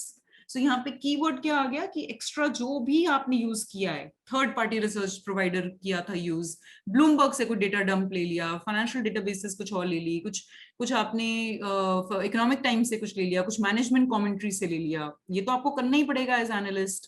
So whatever you do, you must we all must have develop and maintain appropriate records to support our thesis, our actions, so that tomorrow anybody can ask and we can show that. अब यहाँ पे question क्या आता है कि भाई कितने सालों तक आप ये रिकॉर्ड को मेंटेन करके रखो, तो ये आप आंसर मुझे बताओगे अपने बुक को रीड करके, और उसको वहां पे अंडरलाइन कर लेना, क्योंकि यहाँ से 5th C से वही सबसे इंपॉर्टेंट क्वेश्चन है। Go to your books and tell me what is the answer. For how many years should you keep records? Usually I tell you all कि अगर हमने violations कर ली understand तो recommendations तो बहुत easy हैं, जो हैं भी, but यहाँ पे recommendation में कुछ एक extra information आपको दी गई है which you have to memorize. 7-year holding period. Yeah, so please कहीं पे याद कर लो, वैसे तो ये नंबर याद करना ही बहुत easy है, lucky number 7. इसके रिलेटिंग कोई छोटा सा क्वेश्चन आ जाएगा और वो आपके नंबर बहुत इजी हो जाएंगे आपके लिए। So for how many years? It will be 7 years. I hope you have all marked that in your books also. कुछ नहीं और इसमें लर्न करने की जरूरत। 5th C is this simple: record retention. We should just be able to or have a process that helps us to develop and maintain appropriate records. And secondly, for how many years? 7 years. 7 years से कुछ ये, और या तो ये 7 years तो ये code and standard से मिला है, मतलब कि CFA इंस्टीट्यूट ने दिया है। हो सकता है आपकी कंपनी बोले हम तो लास्ट 10 years का कर लेंगे, so go with the strictest law जो हमने 1A में बात करी थी, बट इंस्टीट्यूट ने हमें 7 years दिए। This means this is minimum, under know situation हमको 7 years से कम रखना है। अगर आपका एम्प्लॉयर बोलता है 3 years, तो आपको कोड एंड स्टैंडर्ड्स को रखने के लिए आपको एज अ मेंबर और कैंडिडेट 7 years फिर भी करना पड़ेगा। This is minimum.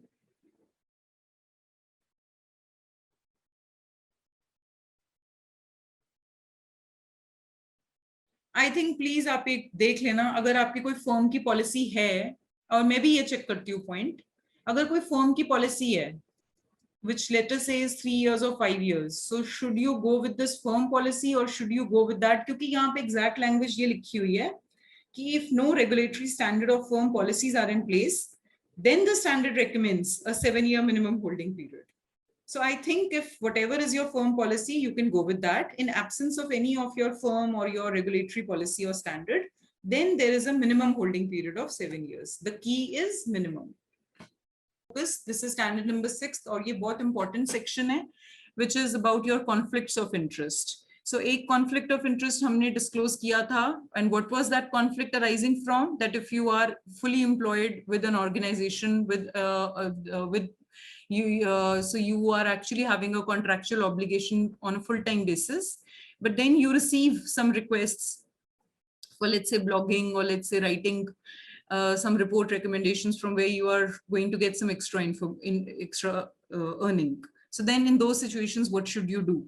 So ऐसे ही हम और situations को discuss करेंगे in standard number 6, and standard number 6A is particularly कि आप disclose कैसे करो इन conflicts को. Number one point is that always remember that you will not be able to enter into these situations also by your employer. तो कहीं ना कहीं जो आपका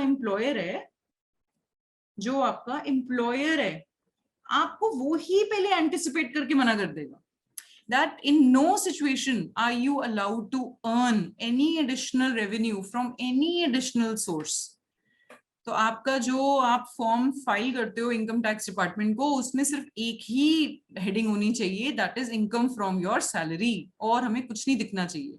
तो लीगली इलीगली आप कहीं अलाउड ही नहीं हो, because if you are, then you are violating our code of ethics or code of conduct and you can be terminated also. So एक तो सिचुएशन होगी जो एम्प्लॉयर ने ही बता दिया. सेकंड सिचुएशन क्या है, एम्प्लॉयर अलाउ करता है. अब अगर वो अलाउ करता है तो कुछ कॉन्फ्लिक्ट है, फिर उनको हम डिस्क्लोज कैसे करें? So as usual, let me just read out the gist first from here and let's read it carefully. Many a times we will get answers directly by reading this quick crisp summary which is written in the beginning. So members and candidates must make full and fair disclosure of all matters that could possibly be expected to impair their independence and objectivity or interfere with respective duties to their clients, prospective clients and employers. So conflict जो है वो अकेले employer के साथ नहीं हो सकता, client और prospective client के साथ भी हो सकता है. Members and candidates must ensure that such disclosures are prominent. Prominent means upfront.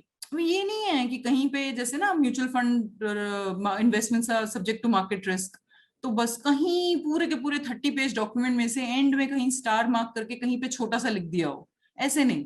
whatever it is, whatever is the conflict, whatever is the risk, उसको prominent disclose करना चाहिए, upfront disclose करना चाहिए ताकि वो दिखे, कहीं छुपाना नहीं है. Are delivered in plain language, communicate the relevant information effectively. So key points are, should you write a stock recommendation report if you own a stock? आपके पास client आपको बोल रहा है कि write a stock report on Reliance Industries, whereas you yourself or your father or your mother or your wife or your brother and you own, let us say, 100 shares of Reliance Industries already. Should you go ahead and write a stock recommendation report? Just share Yes, any ma'am. thought of yours. Yes, ma'am. मतलब आप लिख सकते हो, हाँ तो allowed तो है, ये तो यहाँ तक तो आंसर सही है, यस. बट फिर आगे आपको कुछ और करना चाहिए कि यहीं पे बस लिख दो और कुछ भी मत डिस्क्लोज करो, कुछ भी मत बताओ? मैम डिस्क्लोज करना चाहिए. Disclose करना चाहिए. So the thing is, whenever you are a beneficial owner of a stock, we say you are a beneficial owner, which means either you are a direct owner और जैसे आपके मम्मा पापा हो गए तो आप एक beneficial owner भी तो हो सकते हो ना indirectly. If you are a beneficial owner, then disclose. In fact, जो हमारे rules हैं, laws हैं, वो तो ये भी कहते हैं कि चाहे आप हो कि नहीं हो, आप दोनों चीजें बताओ. So in your disclosures, at the end of a stock recommendation report as an analyst, you will disclose I own or I do not own. आपको ये दोनों ही बताना है. ये नहीं कि I own बता दिया. आप clearly ये भी बताओ I do not own this stock. या फिर अगर I own तो फिर this much I own, this much I beneficially own. तो ये आपको disclose आपको करना ही पड़ेगा, otherwise आप एक conflicting statement लगेगा. Because particularly अगर ये buy है, आप सेल तो क्यों करोगे ना इस पे इश्यू, अगर आप खुद ही करते हो तो मोस्ट लाइकली आप बाय इश्यू करोगे. तो even if you do that is fine, but then your readers should get to know that it is an unbiased opinion because this person is clearly disclosing this conflict. Second is, can you become a director of a company while fully employed in some other firm? So you are a VP in finance of company A and company B is requesting you or inviting you to become director of on its board of director, to join as a board of director. Can you do that? No, ma'am. No, please. ये तो बहुत common है. Actually तो answer तो yes he है और ये बहुत कॉमन है. व्हाई? बिकॉज जो बोर्ड ऑफ डायरेक्टर है ना और जो इनका कॉम्पोजिशन होता है वो it should be independent. But in today's world it is mix of both independent and so एक होता है word executive, which means आप कंपनी के CEO भी हो, आप कंपनी के CFO भी हो और आप बोर्ड ऑफ डायरेक्टर्स का भी पार्ट हो. सेकंड इज आप इंडिपेंडेंट हो. तो जो ज्यादा से ज्यादा एम्फेसिस हो रहा है आजकल, it is that the BOD composition should be as should constitute of as many independent directors as possible. So if you are independent, then obviously you have to have that kind of level of knowledge. तो level of knowledge कैसे मिलेगी? If you are having some senior position in some other firm, तभी तो आप invite भी किए जाओगे to join as a board of director of a firm. So this is very common. You are fully employed in some other firm. Let me give you one example. So there is SBI की जो boss हैं, she's a female. Unfortunately, I'm not able to recall her name right now. Arundhati, उनका नाम क्या है? Bhattacharya. I'm really very sorry. Quite sad of me to not be able to recall her name. So SBI की जो top boss हैं, she is one of the board of directors on Reliance Industries का board.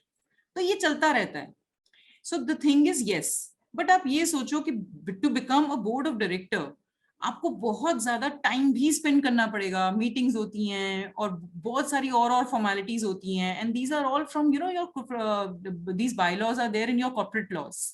सो एक जो भी एक company है, specially जो पब्लिक लिस्टेड कंपनी है, उसको बहुत कुछ करना पड़ता है. So nutshell is, if you are accepting the position of a director, which you can, if you are accepting the position of a director, you have to spend a lot of time on that company's board also, besides your full-time jobs. So ये conflict हो सकता है. So इसीलिए कुछ companies तो आपको clear cut allow नहीं करेंगी कि आप नहीं बन सकते. But most likely because सब companies को ही चाहिए कि board of directors अच्छे लोग हों, who are highly respected in the industry, वो लोग हमें join करें ताकि हमारे company के लिए best decisions वो लोग, या for our shareholders वो लोग best decisions earmark करें, resources best earmark करें. सो इंडस्ट्री नॉर्म तो है, बट ये आपको कॉन्फ्लिक्ट कहीं ना कहीं फिर डिस्क्लोज करना चाहिए. ठीक है, अपने एम्प्लॉयर को क्लियरली इसको डिस्क्लोज करना चाहिए, क्लाइंट्स को, पोटेंशियल क्लाइंट्स को, सबको बताना चाहिए that I am also a director in XYZ other company. Now the third situation is you are a research analyst and your fellow employee in advisory department. So I told you कि बहुत सारे departments होते हैं, तो कोई एक employee है जो कि advisory department में, जो advise करते हैं किसी क्लाइंट को कि वो लोग ये ऐसे फंड्स रेज करें, या फिर वो जो भी है situation, asks you as an analyst not to issue a sell recommendation for a stock of a prospective client's company. आप तो रिसर्च एनालिस्ट हो, आपका काम क्या है? Buy sell hold avoid according to the best of your ability, thoroughness, unbiased analysis, so on and so forth. आपका तो वो काम है, बट आपको आपकी कंपनी का ही एक सेकंड पर्सन ये आके बोल रहा है, क्लाइंट नहीं बोल रहा है कि अरे यार हमारे पास ये प्रोस्पेक्टिव क्लाइंट आ रहा है and he is going to give us a lot of business, so please अगर आप इसके बारे में कुछ देख लो और सेल रिकमेंडेशन मत इश्यू करना. तो आपको क्या करना चाहिए?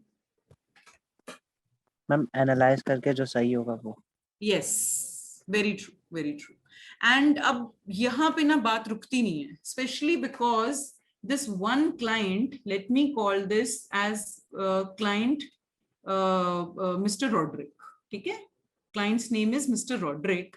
If he has approached the advisory department of your firm, and here is your research department, wherein there are about let me say 15 analysts जो अपना independently reports को issue कर रहे हैं.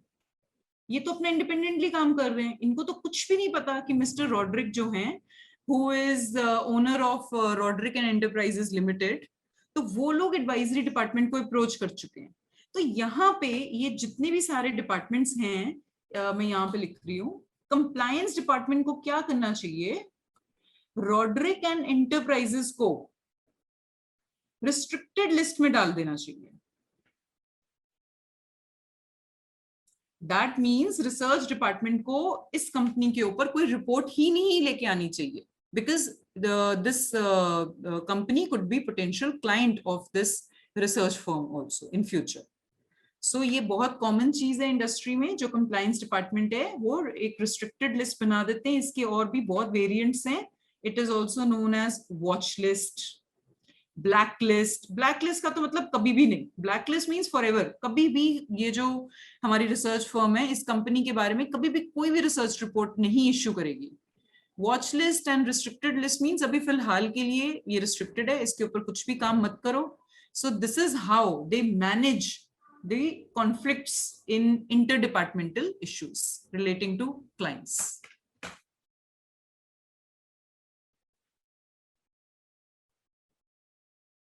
I hope you guys have written this point. This was important point that compliance departments should create watch lists or restricted list, and the analysts in the research department should not create reports pertaining to these stocks which are in these lists.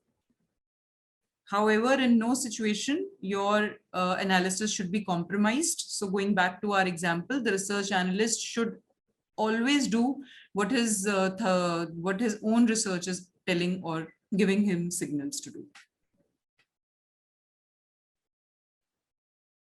So next is priority of transactions. So I think इसमें हमको कुछ लिखना चाहिए because there are different situations. So let's write it down that there are actually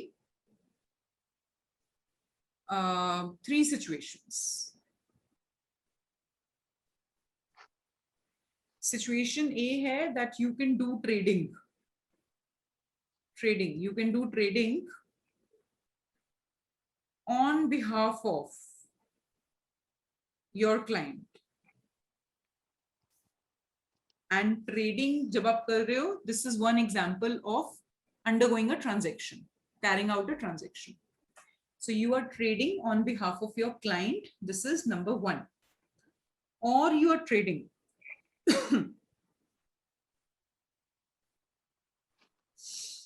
on behalf of your firm.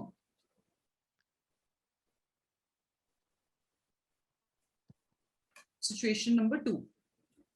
Situation number 3, you are trading in your personal account, personal demat account के through कर रहे हो अगर आप. इस personal account में आप अपने मम्मा पापा ब्रदर वाइफ सबको इंक्लूड कर सकते हो. पर्सनल अकाउंट हो गया. ठीक है. So there are 3 situations: trading on behalf of your client, trading on behalf of firm, trading in personal account. Now imagine a company. Let me call this company as Delta Corp, and this Delta Corp owns 20% of a company which is now, so ये Delta Corp तो already एक publicly listed company है और इसका stock है rather.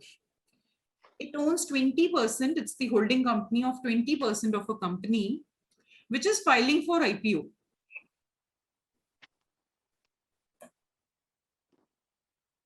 और ये subsidiary का नाम है गामा. सो जो गामा है वो इंडिविजुअली आईपीओ लिस्ट करके अपनी एक इंडिविजुअल अलग एक एंटिटी बनाएगी, पब्लिक लिस्टेड स्टॉक इसका अलग, गामा का अलग ट्रेड करेगा. And the market is going gung-ho about Gamma. Why? Because the growth prospects for Gamma, the industry it is in, it has given some abnormal returns till date. Financial results have been super impressive. The stockholders have been happy. So overall, this is a good thing for Delta Corp also because it will get a lot of cash after this IPO is done. So clearly there is an upside potential even for this company called Delta Corp. अब आपके पास क्या है? 3 options हैं. अब जो trading window होता है वो तो बहुत कम होता है टिल आईपीओ. तो जो इसका भी जो अपसाइड पोटेंशियल है वो भी लेटेस्ट से नेक्स्ट 3 वीक्स के बीच में ही रहेगा. एनीवे बिटवीन 1 to 3 वीक्स के बीच में रहेगा, depending upon how far the IPO filing process has been done, book building process has been done etcetera. So ये 3 वीक्स का आपके पास 1 to 3 वीक्स का विंडो है. And you have got also limited amount of funds available. So what should you do? Limited number of shares ही आप खरीद या बेच सकते हो. So what should you do? First of all, you should trade on your behalf of your client, or first you should trade on behalf of your firm, or first you should trade in your personal account. Client. Behalf of your client. Yes. So can we now write it down over here that prioritize 1 over 2nd and 3rd. Ma'am हम अगर अपने खुद personal trading कर रहे हैं वो we can't prioritize. If it is limited, मतलब इतने ज्यादा स्टॉक है ही नहीं जो बाय सेल आप कर सकते हो ऑलरेडी दी आप अगर आपको पता है एक ट्रेडिंग विंडो होती है तो उसमें ना पता चल जाता है कि बाय इस प्राइस पे होता है और सेल इस प्राइस पे होता है, नंबर ऑफ कितने शेयर्स सेल हो रहे हैं, कितने नंबर ऑफ शेयर्स बाय हो रहे हैं. Yes, सो लेट अस से कि जो बाय करने के लिए हैं वो तो हजारों में लोग हैं, ठीक है, इन थाउजेंड्स, बट जो सेल कर रहे हैं वो तो है ही सिर्फ 100 मतलब ये सिर्फ 200 है और ये आपका 5000 नंबर है. तो फिर तो आपको यही सिचुएशन में बता रही हूँ, किसको प्रायोरिटाइज करोगे? client. हाँ, तो फिर क्लाइंट को ही प्रायोरिटाइज करोगे. एंड देन फर्म भी तो क्लाइंट ही होता है ना? यस यस, हमेशा क्लाइंट ही पहले आएगा एम्प्लॉयर से, आपके फर्म से. And then prioritize your second over third. So first is should be given priority over your second and third, and second should be given priority over third. तो third तो last में ही आया आपका. ठीक है, I hope you have written. मैं ये वाला prioritize वाला नहीं कुछ करी because I want you guys to write one more line. So please do also write down कि कहाँ पे आपको allow होगा to trade in your personal account. So write down this line that members and candidates can, अब members and candidates में नहीं लिख रही, वो आप लिख लेना, can trade for their personal accounts. And please remember करना, personal accounts आपके अपने ममा पापा ब्रदर सिस्टर वाइफ भी होते हैं, until and unless वो clients आपकी firm के clients ना भी हों. अगर तो वो client firm के मतलब आपने अपनी firm में उनके भी accounts को independently open किया हुआ है, you work with Kotak Securities and you have opened demat accounts of your father and mother in Kotak Securities, so they are also client. वहां पे नहीं मैं बोल रही हूँ, ठीक है? Then they also become your clients और वो number 1 पे चले जाएंगे. Can trade for their personal accounts as long as they do not first disadvantage clients,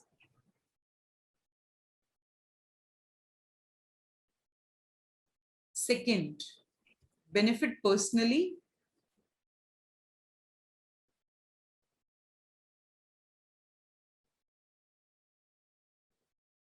from client trades, जिसमें आपके मम्मा पापा वाला पॉइंट आ जाएगा कि यहाँ पे क्या हो रहा है, आप सिर्फ अपनी मम्मा और पापा के क्लाइंट में तो आपने ये 200 शेयर्स जो अवेलेबल थे इसमें से 50 शेयर्स ही आप बस खरीद पाए एज अ बायर. तो 50 शेयर्स 25 आपने मम्मा के अकाउंट में डाल दिए, 25 आपने पापा के अकाउंट में डाल दिए, और बाकी क्लाइंट्स का क्या हुआ फिर? तो अगेन ये नंबर सेकंड यहाँ पे किक इन कर जाएगा. You are not allowed to do that because you benefited personally from client trades in this situation. वो भी allowed नहीं है. And there is point number third also, which I can write down here. And number third is violate regulations. As long as can trade for their personal accounts, as long as they do not disadvantage clients, benefit personally from client trades. Number third, violate any regulations. So regulations regulator की side से भी आ सकती हैं और आपके firm भी कुछ rules बोल सकता है. So regulations by regulators as well as some rules set by your firms. Do you know that when you join many of these investment banking teams, especially these offshore investment banking teams, so they would specifically ask you that you cannot trade in your personal accounts at all. वो पहले ही आपको मना कर देंगे. तो वहां पे फिर आपका काम आसान हो जाएगा, that you have to prioritize first over second, because third is not at all allowed only by your employer. And you have to furnish also, you know, every month, not even forget about quarter.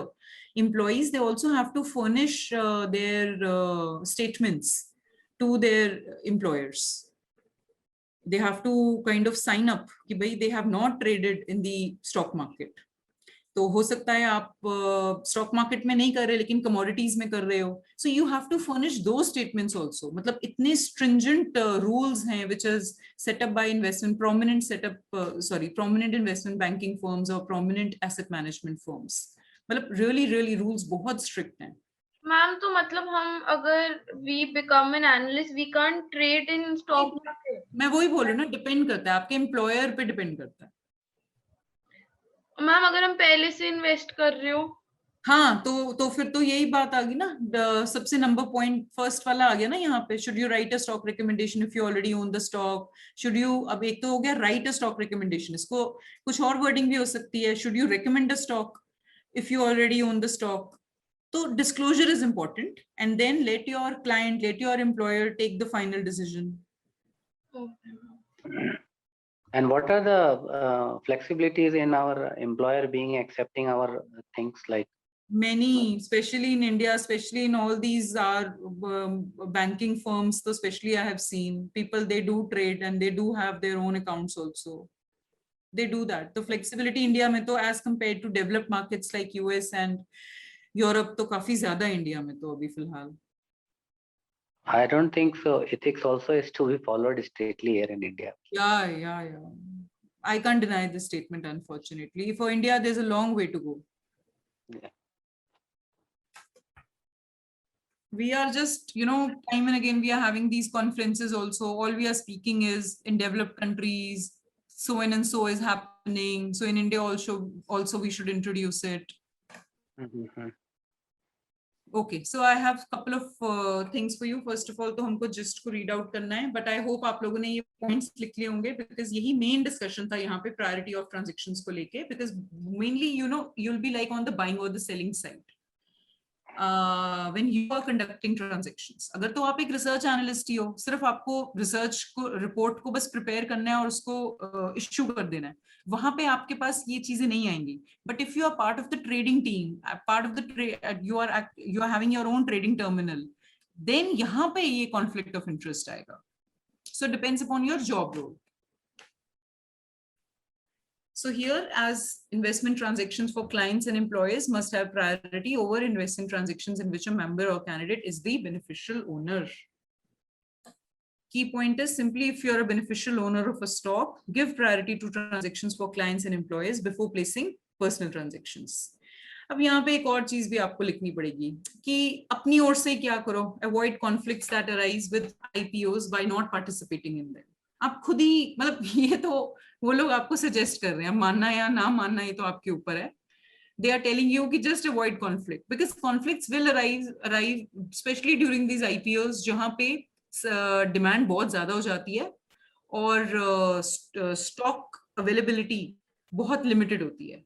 So maximum examples that you will look from your books are pertaining to IPO situation. Even जो मैंने अभी पहला भी जो example दिया था delta corp and gamma का, वो भी एक IPO situation से ही दिया था. But this is like a very strong recommendation. It will also again depend upon your employer. अगर आपको employer ही participate करने को हाँ कर रहा है तो वो अब आपके ऊपर है. Last point is, which is also coming from the previous standard, that firms should establish blackout या restricted period. जैसे वहां पे restricted list थी, यहाँ पे वो restricted period जो window है आपका 1 to 3 weeks का, तो आप अपने employees को बोल दो कि in 1 to 3 weeks में, till the time IPO is concluded, you will not trade in these securities. तो restricted period together with restricted security एक list आप issue कर दो.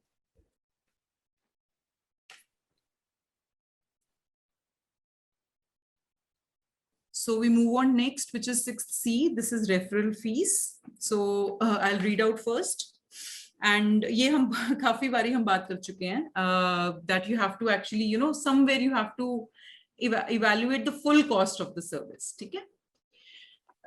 When I'm telling you that your clients directly are giving you some kind of benefits or gifts, etc. So somewhere you have to evaluate full cost of service, which is why disclosure referral fees, which is very, very, very common, especially in advising of financial products, especially in insurance industry, in banking industry, बहुत ही common है referral fees मिलना.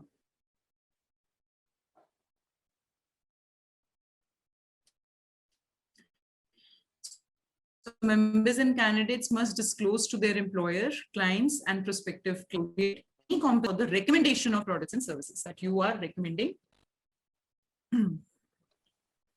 You are recommending some product or service. So let us say as an LIC agent,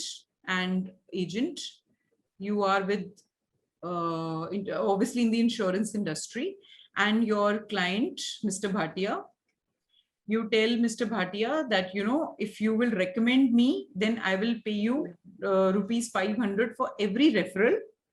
For every referral. Moreover, if somebody buys insurance policy from us, then I will also give you 0.5% of that insured amount. And Mr. Bhatia, what he does is he approaches XYZ number of his family and friends. Let us say he approaches 20 to 25 of them, out of which 5 actually go ahead and buy the insurance product also. But Mr. Bhatia never told these 20 to 25 connects of his that he will receive for every referral rupees 500. It could be in cash, it could be in kind also. Both are violations. कई बारी हो नहीं जाता Amazon gift card मिल जाएगा आपको. So that is like kind of a kind, and not directly receiving cash. And second, 0.5% of insured amount from these 5 referrals. If he doesn't say, and if Mr. Bhatia is either a member or a CFA charter holder, then he is violating standard 6C referral fees. Okay. So we move on to one example. James Handley works for the Trust Department of Central Trust Bank. So अब ये trust department क्या होता है, trusts क्या होती हैं? कभी आपने एग्जांपल सुने कि एक ट्रस्ट बना हुआ हो? Yes ma'am. कौन से एग्जांपल है जो सबसे ज्यादा कॉमन है एक ट्रस्ट का? Charitable trust. Charitable trust.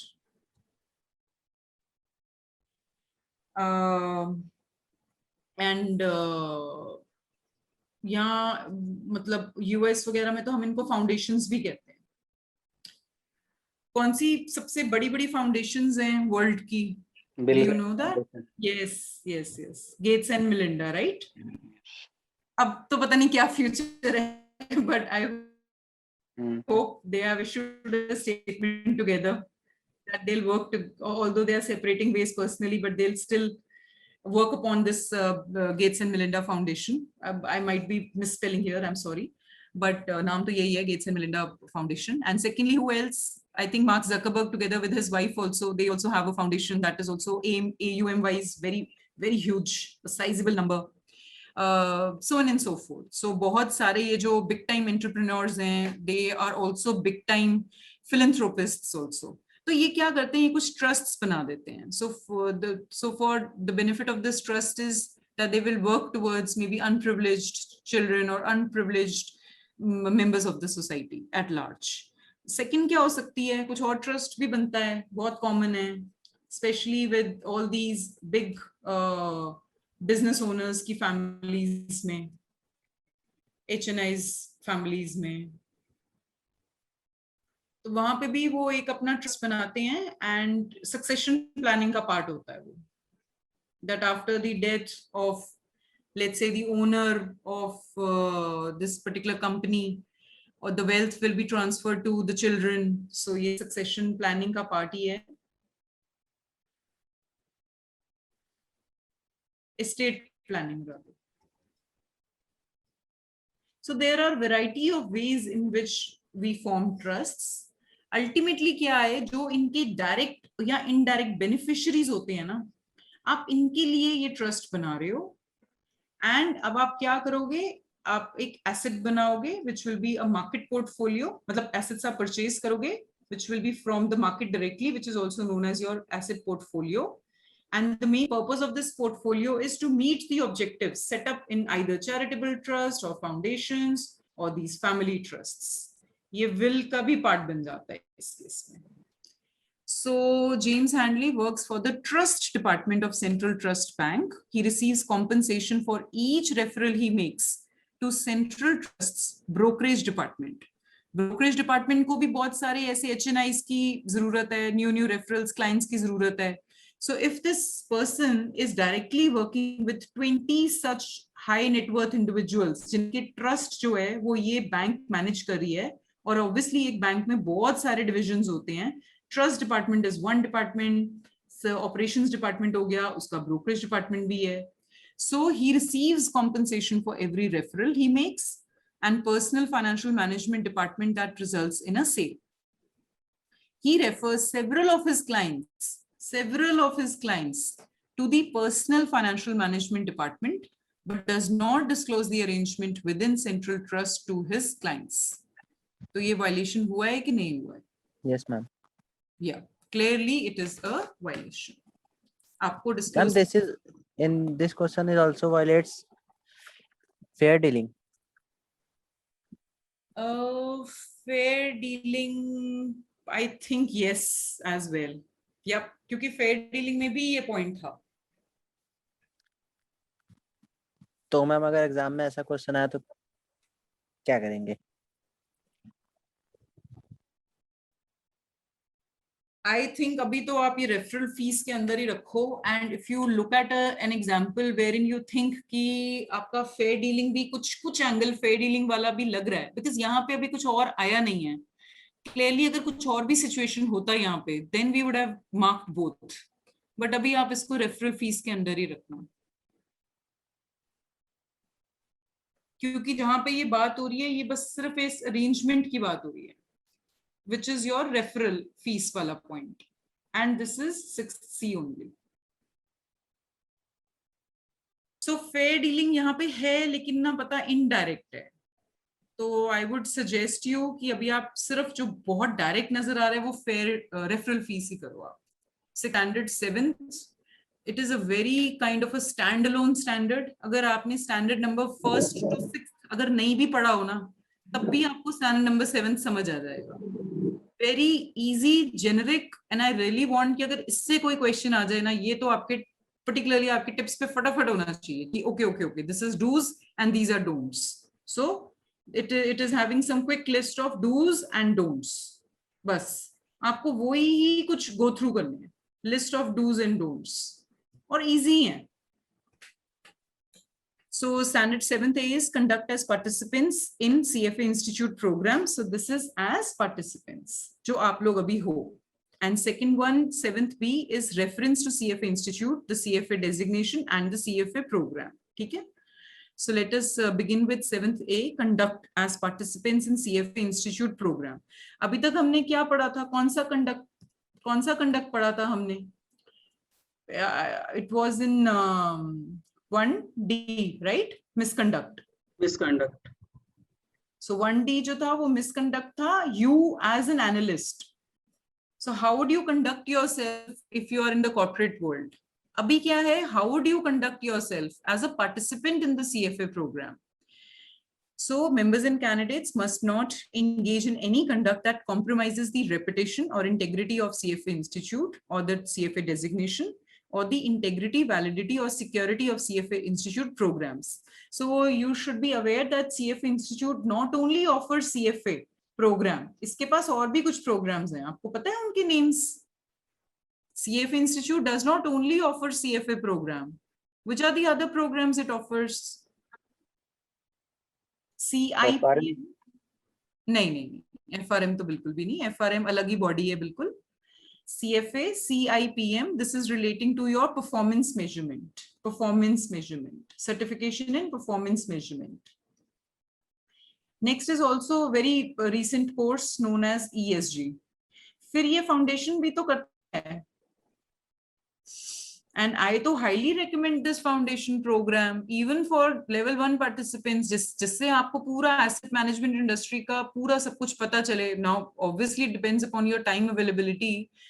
And everything is covered in level 1. I'm not saying that, but this is like a free course. So even if you know your younger cousin or whoever is aspiring and they really don't know the ABC of, forget about A to Z of investment management or A to Z of asset management. They don't know even ABC of asset management, investment management. Just ask them. This is a free course, foundation course एक program है CFA Institute में. They are given some stipulated time also, let's say 3 months or so. I think it is 3 months, at the end of which it is an online test. Open book test ही कहूँगी मैं तो उसको. So depending upon your time availability, you will get, definitely you will get a good understanding of how everything works and introductory knowledge to your CFA level 1 also. But CFA level 1 covers everything. Okay, so what it is trying to say is कि आपको जो इसकी designation जो particularly आपके अपना है वो तो करनी है. However, for all the other programs also, you have to maintain and respect and do not compromise on the reputation or integrity. The key point is कि आपने कुछ ऐसी activity में engage नहीं करना है. And the first is obviously cheating. तो आप cheating तो बिल्कुल ही allowed नहीं है. But यहाँ पे आप देख रहे हो यहाँ लिखा हुआ है any exam. तो जैसे हमने misconduct के time पे बात करी थी ना, that it happened, you know, outside of your office also, in your as a volunteer also, what you did was कि आपने 20% profit charge कर लिया, 10%. So there was this example in the last class. This really reflects upon your personality. अगर आप उधर fraud कर रहे हो तो 1D आपका, कहीं पे भी अगर आपने fraud करा तो 1D आपका violate हो गया. यहाँ पे भी same है. They are more or less focusing on your behavior, on your personality. अगर आप किसी और एग्जाम में भी चीट करते हुए पकड़े गए हो तो आप ऑटोमेटिकली 7th A को भी वायलेट कर दोगे. Not necessarily CFA एग्जाम है कि नहीं है. So overall they want to really promote your ethical part as a student. Revealing anything about either broad or specific topics tested. तो ऐसा कभी भी नहीं होगा कि आपने नवंबर अटेम्प्ट कर रहे हो आप 2020 का 21 का, and within this group only, so you've been together, studying together for so many months now, and you ask this particular friend that what was the questions that came in the exam. If you are asking, or if you are telling what were the specific topics or specific questions, let us say earning per share में से warrants का आ गया, from your secure equity आपका free cash flow का formula आ गया. अगर कुछ ऐसे आप बातें बता रहे हो, कुछ content बता रहे हो, anything relating to your exam question or structure or formula, then you are violating. Last is that CFA program na, when you will sit for the exam. So for a couple of first minutes, they will tell you what are the do's and don'ts. वो आपको तभी बताए जाते हैं, do's and don'ts. कुछ website पे भी हैं, but एक exhaustive list आपको right before the beginning of exam भी बताई जाती है. So if you're not following those rules and policies, one of them is that you are looking at some, अब तो computer terminals होंगे, so looking at some other candidates computer terminal. हमारे time पे booklets लिखा जाता था, that if I'm looking at some other candidates booklet, so I'm not allowed to do that. So there are number of rules and policies. वो लोग आपको जब exam start होता है तो बहुत ज़्यादा detail में आपको ये do's and don'ts बताते हैं. Even they say that you have given your exam and we are collecting your your booklets during our times. So they used to collect. Now there are like thousands of candidates who are there. तो उनको collect करने में भी तो time जाएगा ना. So that time also we should be patient. That time also we should not start to chit chat with our fellow candidates. So if you are obeying these, it's fine. But if you are violating any of these, then standard 7th A kicks in. On to the last standard, 7th B, reference to CFA institute, CFA designation and the CFA program. When referring to institute membership, designation, candidacy, आपको क्या करना चाहिए? आपको misrepresent नहीं करना चाहिए. And इसमें misrepresent क्या होता है ना? इसमें ना बस हम exaggerate ही कर देते हैं. Most likely जो questions होंगे ना वो exaggeration से लेकर होंगे. The meaning or implication of membership in CFA institute, holding the CFA designation or candidacy in the CFA program. मतलब आप ये नहीं बोल सकते that if you are level 3 passed out, then you are better as an analyst than somebody else. आप exaggerate नहीं कर सकते. आप इतना जरूर बता सकते हो that because you have passed all these CFA program, you underwent this comprehensive training program spanning across these couple of last years, let's say 3 or 4 years for you. You spent in good amount of, let's say 1500 to 2000 hours in totality for this program. आप ऐसा तो बता सकते हो, but आप ये नहीं बोल सकते this program made me a better analyst than analyst A working in my firm, than analyst B working in my competitive firm. You cannot exaggerate. So do not misrepresent or exaggerate the meaning of the CFA designation. Do not even overpromise investment results. Guarantee तो दूर की बात है, आप over promise भी मत करें, because now you have become a CFA charter holder, you will be able to analyze investments better than a non CFA charter holder, and you can promise your clients let's say stated rate of return और guaranteed rate of return. ये आप कुछ नहीं कर सकते यहाँ पर. So I will also tell you what I really like about CFA program is that, you know, I mean, in all good spirits only, although I'm comparing it to a very, very popular course in India, which is CA. मेरे तो बहुत ज्यादा student CAs भी हैं, chartered accountants भी हैं, but with due respect to all the professions.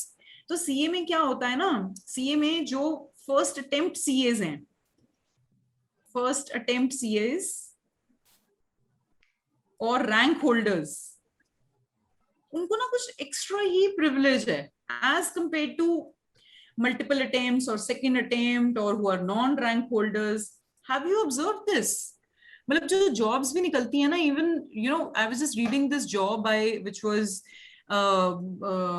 In a bank, and उनका fixed income में, particularly in fixed income, they wanted a chartered accountant who would look into the trading part. तो उनको trading part चाहिए था, trading analyst चाहिए था, who could trade, who could buy and sell fixed income securities on behalf of clients. उन्होंने clearly और कम से कम 3 से 4 बार लिखा था, we only require first attempt CAs, we only require first attempt CAs, etc etc. And पता नहीं मेरे तो लिंक्डइन पे कितनी बार मैं देख चुकी हूँ न्यूज स्टोरीज में से, a lot of existing charter senior chartered accountants and students, they have kind of revealed their frustration over this bifurcation and this biasness rather, when especially it comes to jobs which are there in the market. कि क्यों jobs ऐसे बोलती हैं, क्यों हमें interviews वाले पहले ही बोलते हैं if you're not a first attempt then please don't even apply for this job, we are a CA. तो यहाँ पे CFA में, यहाँ पे everyone is at par, everyone is at par. यहाँ पे कुछ ऐसा होता ही नहीं है that you have taken 5 years or you have taken minimum of 2.5 years. कोई आपसे पूछेगा ही नहीं. Once you are a CFA charter holder, you are a CFA charter holder. But definitely keep in mind that I'm talking about CFA charter holder. There are 2 things. First thing is clearing all the levels. Clearing all the levels. Okay? Clearing the 3 levels. This is one part. Second is to earn, you should also have the requisite industry experience. So I am not saying that there is no differentiation between candidates who have cleared all the 3 levels and between the ones who have got 1 and 2 and then with the help of 1 and 2 they've got their CFA charter.